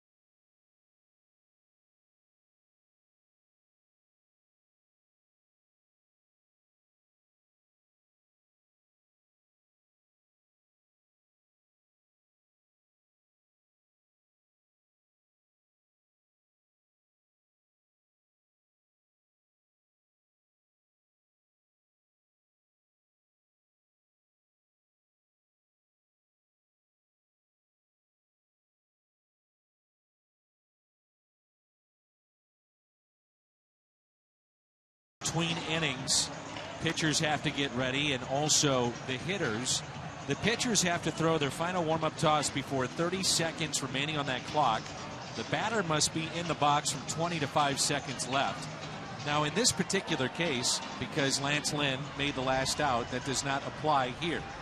Good point. So he's got a little bit more time if he wanted to get loose, but he gets ready and set to go. What do you think about this, the pitch clock? I think it's okay. I think the changes, Rob Manfred, the new commissioner, I think it's a good thing. But the one thing I think is that it should be presented with a little more optimism. I think Commissioner Manfred is falling prey to. Ouch. Rizzo hit by the pitch. I mean, fans booing, but no way does Lance Lynn want to lead off the inning by hitting a batter in a 0-0 ball game. This ball breaks too much inside. But, you know, I think that the minor improvements are fine to speed up the game and things like that. But baseball's never been more popular with the American public. And nobody said that along with speeding up the game and things like that. I just think great point, yeah. I think it should be presented with a much more optimistic view.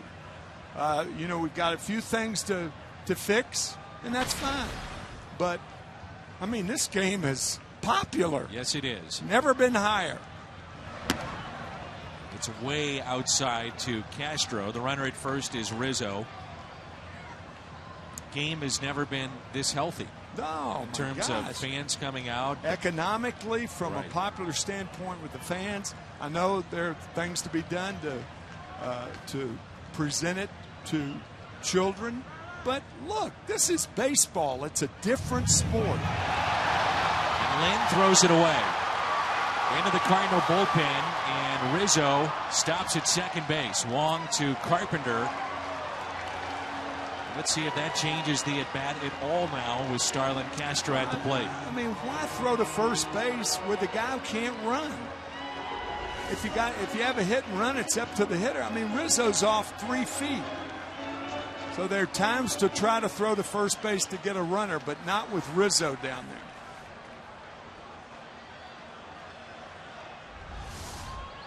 The Cubs 6 for 51 in this series. It's a 117 average, 21 strikeouts, 3 walks, 1 hit batter, and that's Rizzo at second base. You know, that changes things now. Now you may see the bunt. He wasn't bunting with Rizzo on first, but now with him on second, perhaps.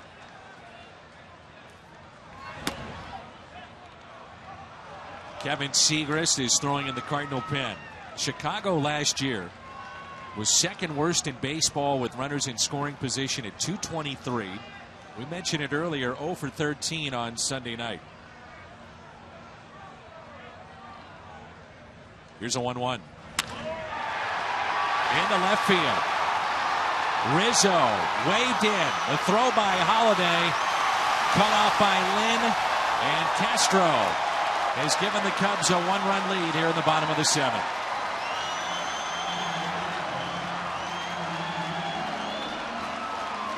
Nat Holiday had no cutoff man for which to throw, for whom to throw. I think Matt Carpenter should have been out there. Lance Lynn ended up being the cutoff man.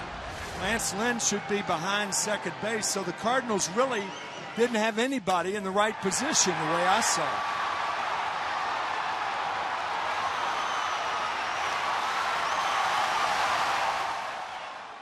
There's the play that got Rizzo to second base. Now Lynn comes out of the game, and you think about it, a hit batsman and an overthrow of first, an error on Lance Lynn. That's the way the only run is scored today. With no cutoff man, the way that the throw came back in the infield, Castro is in scoring position. And Coughlin coming up when we come back.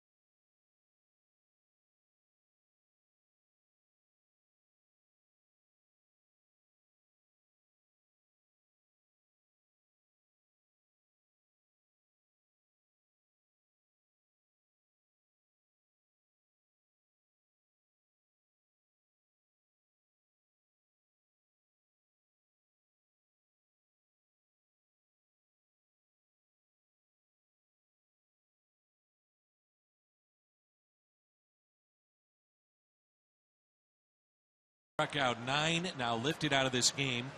He hits a man, commits an error, and all of a sudden the Cubs have a 1-run lead. Yeah, and Armageddon on that play on the base hit by Matt Holliday. Matt Holliday did what he should be doing, and that's throwing it to home plate, expecting a cutoff man to be there, but there was no cutoff man. Matt Carpenter should have been the cutoff man, and the point is that allowed Starlin Castro to go to second base instead of staying at first. A very important piece to this team of 2015 is on the mound, and that's Kevin Segrist. Coughlin showing bunt, gets it down. Segrist throws to first, wide, and Adams is on the bag. And here comes Joe Madden.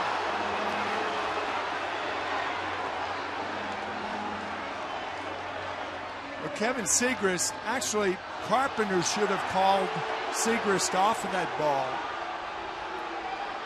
Because when Kevin fielded the ball, he looked at third first. And by looking at third, that messed up his rhythm in throwing to first.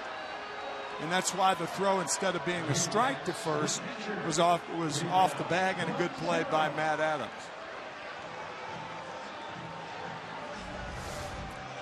Here it is again. Watch Kevin Segrist when he... Well, actually, this is the earlier play. Matt Holliday comes in. Now look at Matt Carpenter. He should be the cutoff man. Not only is he not the cutoff man, but Lance Lynn should be behind home plate. He was between the mound and home plate. So the Cardinals have to work on that. So Coughlin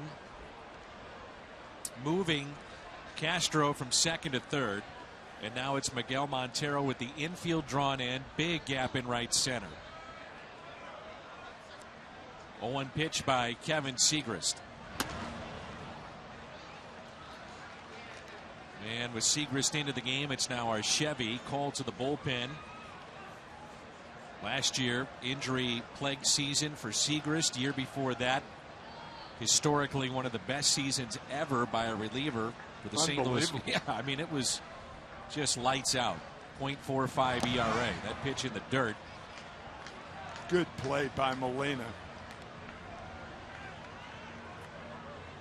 Joe Madden does not challenge this play. Adams. He was on. Yep, he stayed on the bag. Good call. Yeah.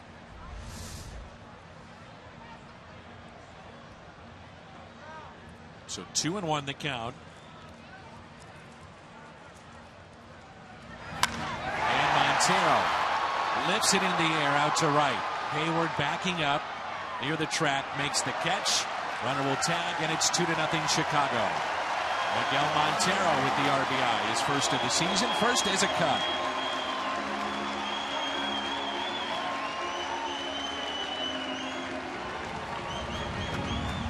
Sometimes, but rarely, baseball is a game of forgiveness. And so far for the Cubs, baseball's forgiven Starlin Castro for 2 wild swings to strike out. One with a runner on at third base and only 1 out.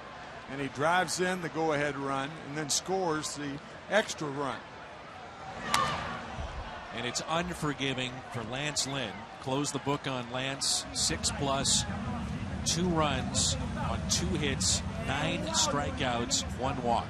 If April is the cruelest month, baseball is the cruelest sport. Man.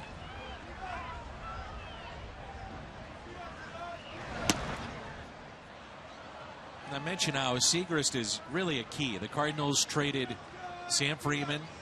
He was out of options, so 2 lefties in the pen, Segrist and Choate. Worked a lot on mechanics with Segrist, trying to simplify that.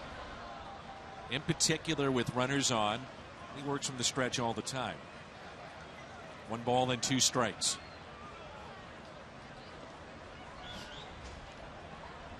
Alcantara is 0 for 2 today.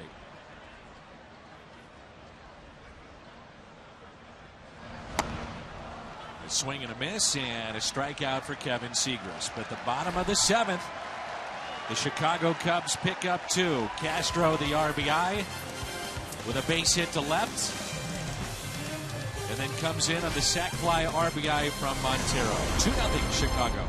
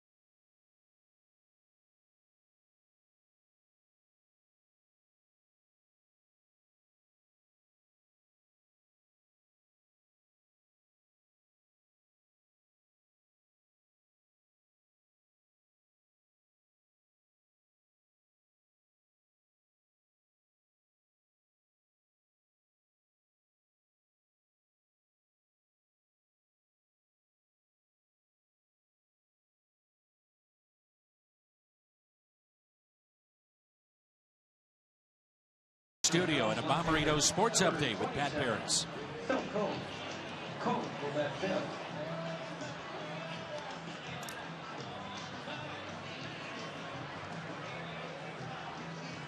off the 8th inning for St. Louis, the third baseman, Matt Carpenter.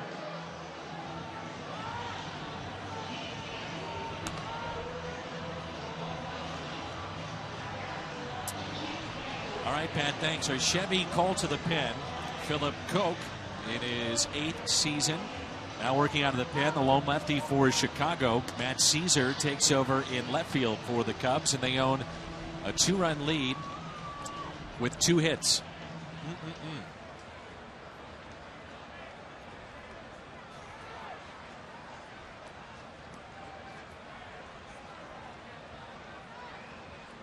So the Cardinals have the top of the lineup with Carpenter, Hayward, and Holiday. This is where teams late in games against St. Louis, the left side of their bullpens, the opposition will get a workout.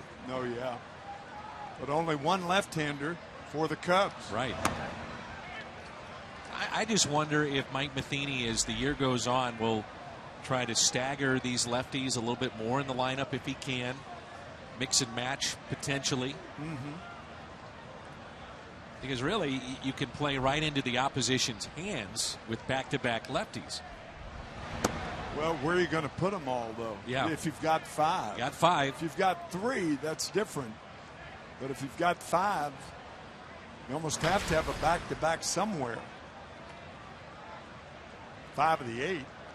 Tim, this is the first time since 1951 with 5 left-handed hitters in the opening day lineup for the Cardinals on Sunday night. 1951. That's when Griezedick brothers owned the team. That's right. Budweiser bought it. Anheuser-Busch bought the Cardinals in 1953. 2-1 the count. Carpenter has walked. He was called out on strikes in the 3rd and also flied out to left. And a high strike. He evens it up at 2-2. That's a key call right there. That ball did not have to be a strike. But all day, Mark Wegner has been giving the inside and outside pitches to both pitchers, to both sides. And a swing and a miss, and Carpenter strikes out for the 2nd time.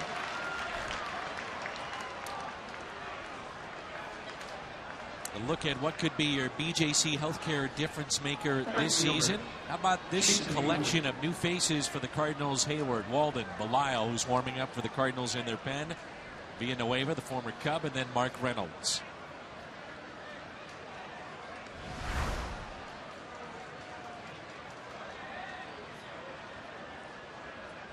Hayward is 0 for 3 today.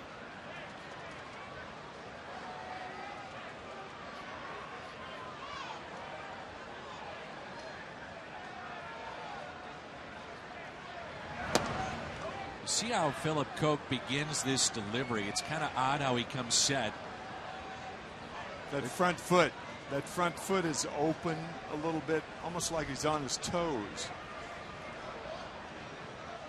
They're trying to simplify his delivery, they're saying, as quickly as they can to bring the leg up, fall to the plate. The Hyundai pitch arsenal last season, what Philip Koch was able to do with his fastball. How many times he threw it? Well, he threw it about 66% of the time, a slider and a changeup. 2 balls and no strikes on Hayward.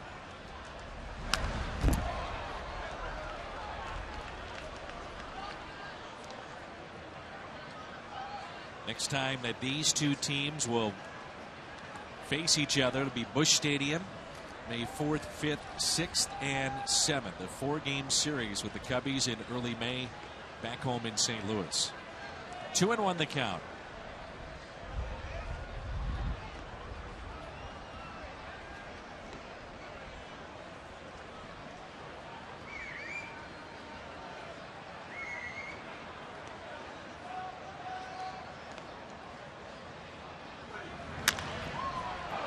Bounce towards short. Bad hop. And now the tying run will come to the plate. You could see that coming, couldn't you? Yeah, you really could. We talked about Castro earlier. Joe Maddon's going to come out and make a pitching change. Castro leading the league in errors about 4 years ago, 2 years in a row. But that ball right there, that should be scored a base hit.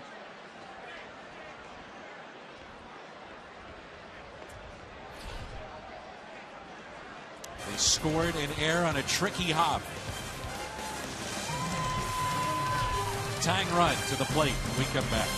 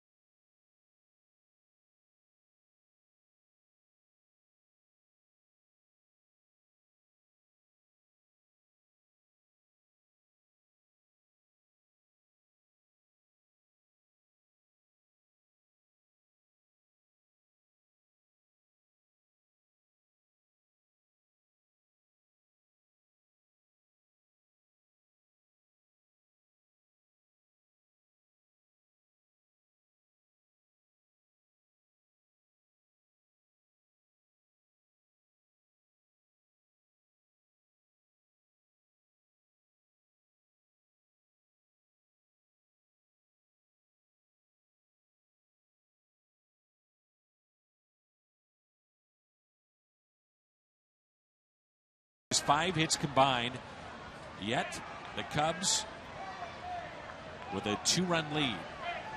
Lance Lynn pitching into the 7th with 9 strikeouts. He's on the hook right now. Holiday represents the tying run, and the new pitcher is Neil Ramirez.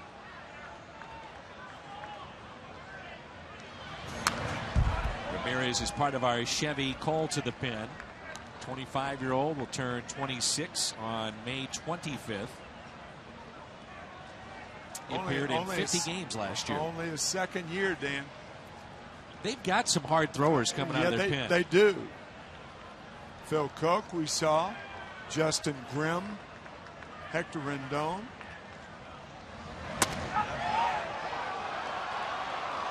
Pedro Strop. There's Strop. That guy could pitch. He's got some arm. And I am shocked that Baltimore let him go.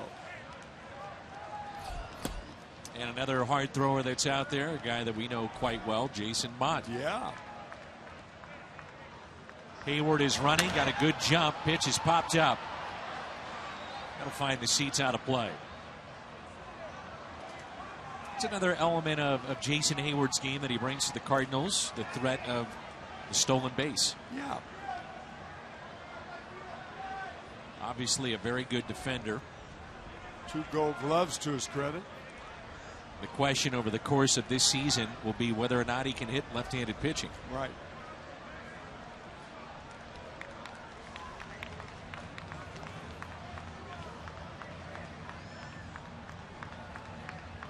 See Montero wants this pitch elevated. The 1-2.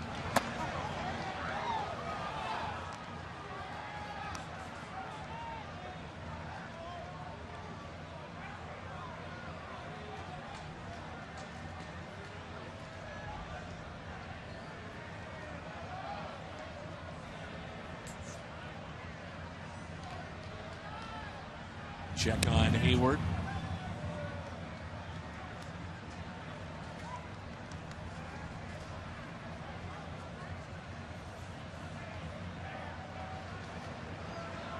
Outfield straight away to Holiday. showing the Cubs he will go to right field with a man on first.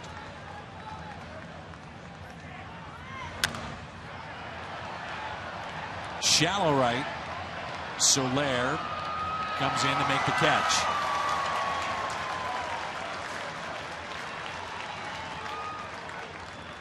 So with that, there's 2 outs. And it brings in Matt Adams. Joe Madden will go back to his bullpen. So Ramirez came in to face Holiday. Now Stroke coming on to face Adams.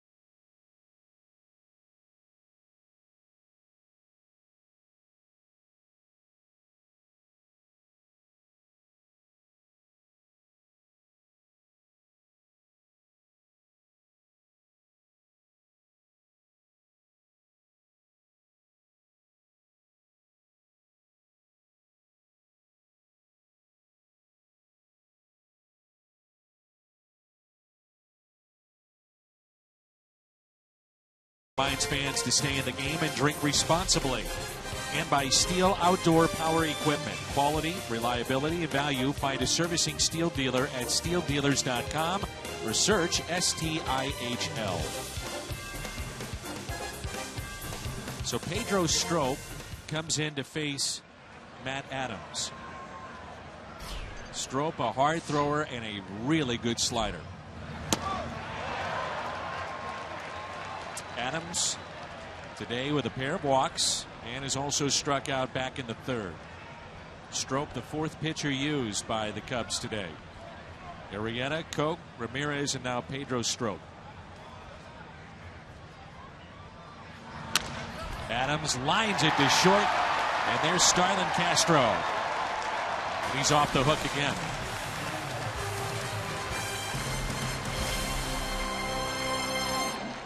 Cubs fans, this replay brought to you by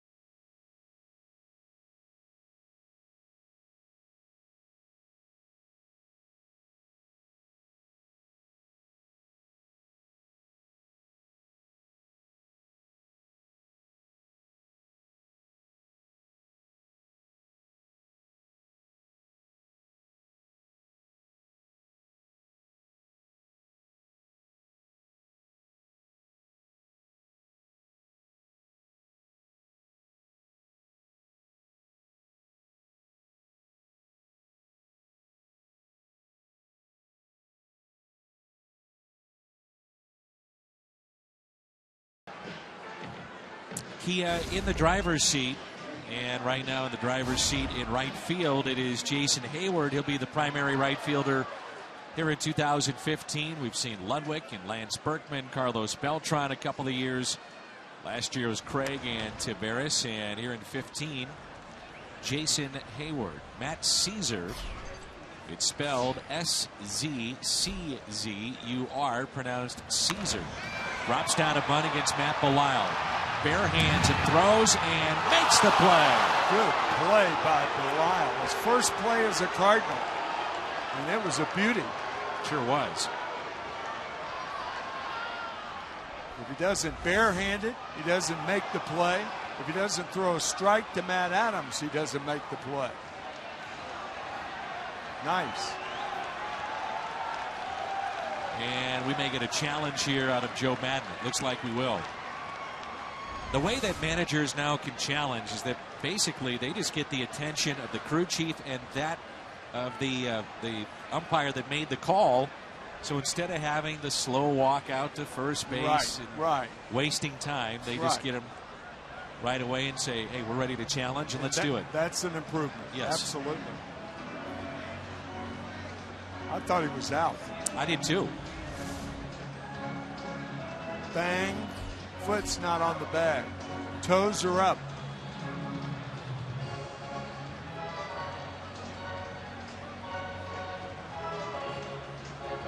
Last year, Joe Madden, the second most challenges in baseball with 48.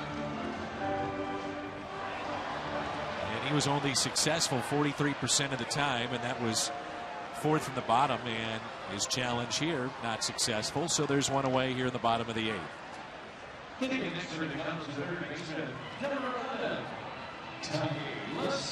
Tommy La Stella will be the hitter. Matt Belisle actually made his big league debut in St. Louis. He was pitching as a red starter at that time. He's now part of the bullpen, and it's the Chevy called to the pen. You think about the two home ballparks he's pitched in. Cincinnati, hitter's ballpark. Right. In Colorado, the ultimate hitter's ballpark, as he signed with St. Louis this offseason from the Rockies. And as everybody knows, St. Louis is not a hitter's ballpark. Tough to hit a home run in St. Louis. And Belisle is a strike thrower. Not a lot of walks. He's a good pickup for the Cardinals, no question. 2-1 pitch. 3-1. Dexter Fowler on deck.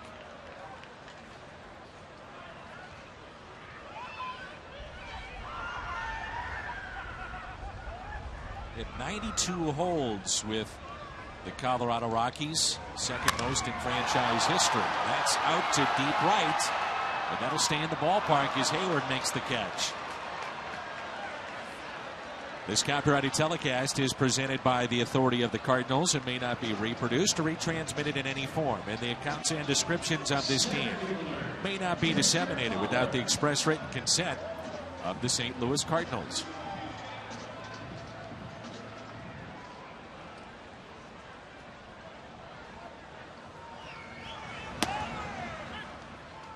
Strike to Fowler. He's had a tough day. Pair of flyouts and a strikeout. 0 for 3.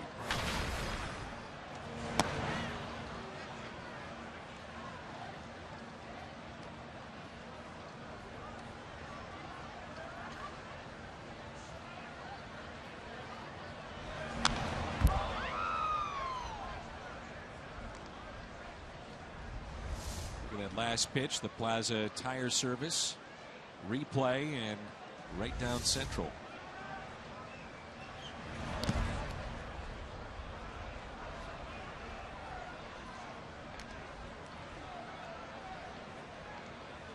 Two and two.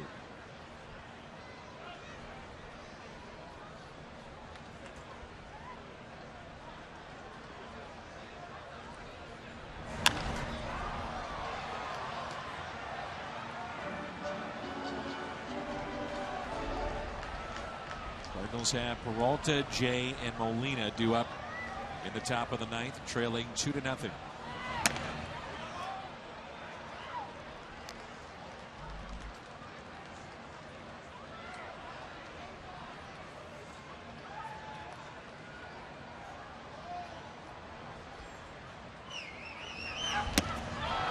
1-2 by Molina. Strikeout of Dexter Fowler, and that sends us to the ninth.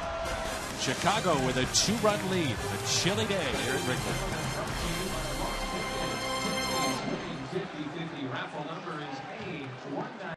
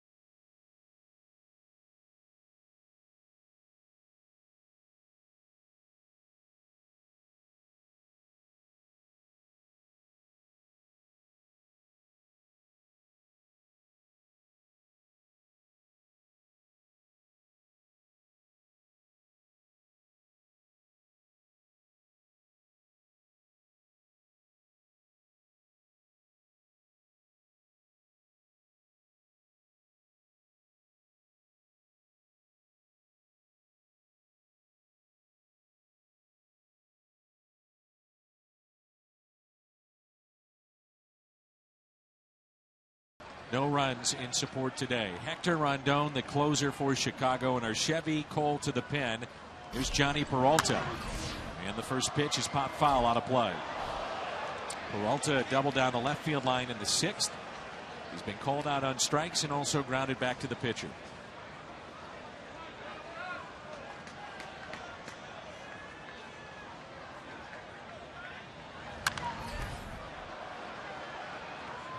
Mike Alt takes over at third base.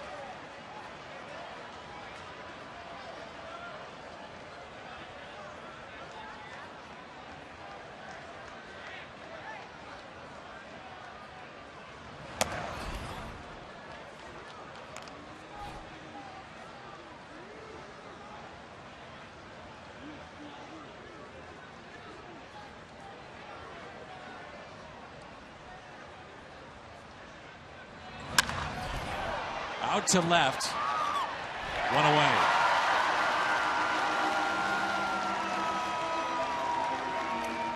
A look at the Yellowwood bringing the lumber.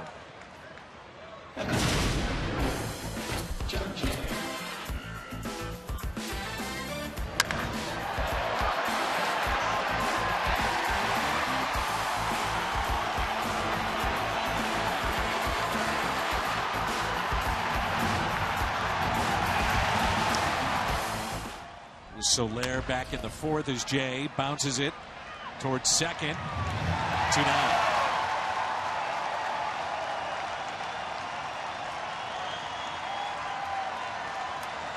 Starters on both sides very good here today. The Budweiser player of the game, Jake Arrieta. 7 innings, 3 hits, 3 walks, 7 strikeouts, 104 pitches for Arrieta. In fairness, very, very close with Lance Lynn and Arrieta, and that one overthrow, the hit batsman, and the overthrow with Rizzo at first base. The undoing of Lynn, but he pitched very, very well. Here's Molina, and a fly ball out to left center. This should do it, and the Cubs have their first win of 2015 on the final of 2-0 over St. Louis. The first Cubs win for Joe Madden. Well pitched game by both teams. Well played.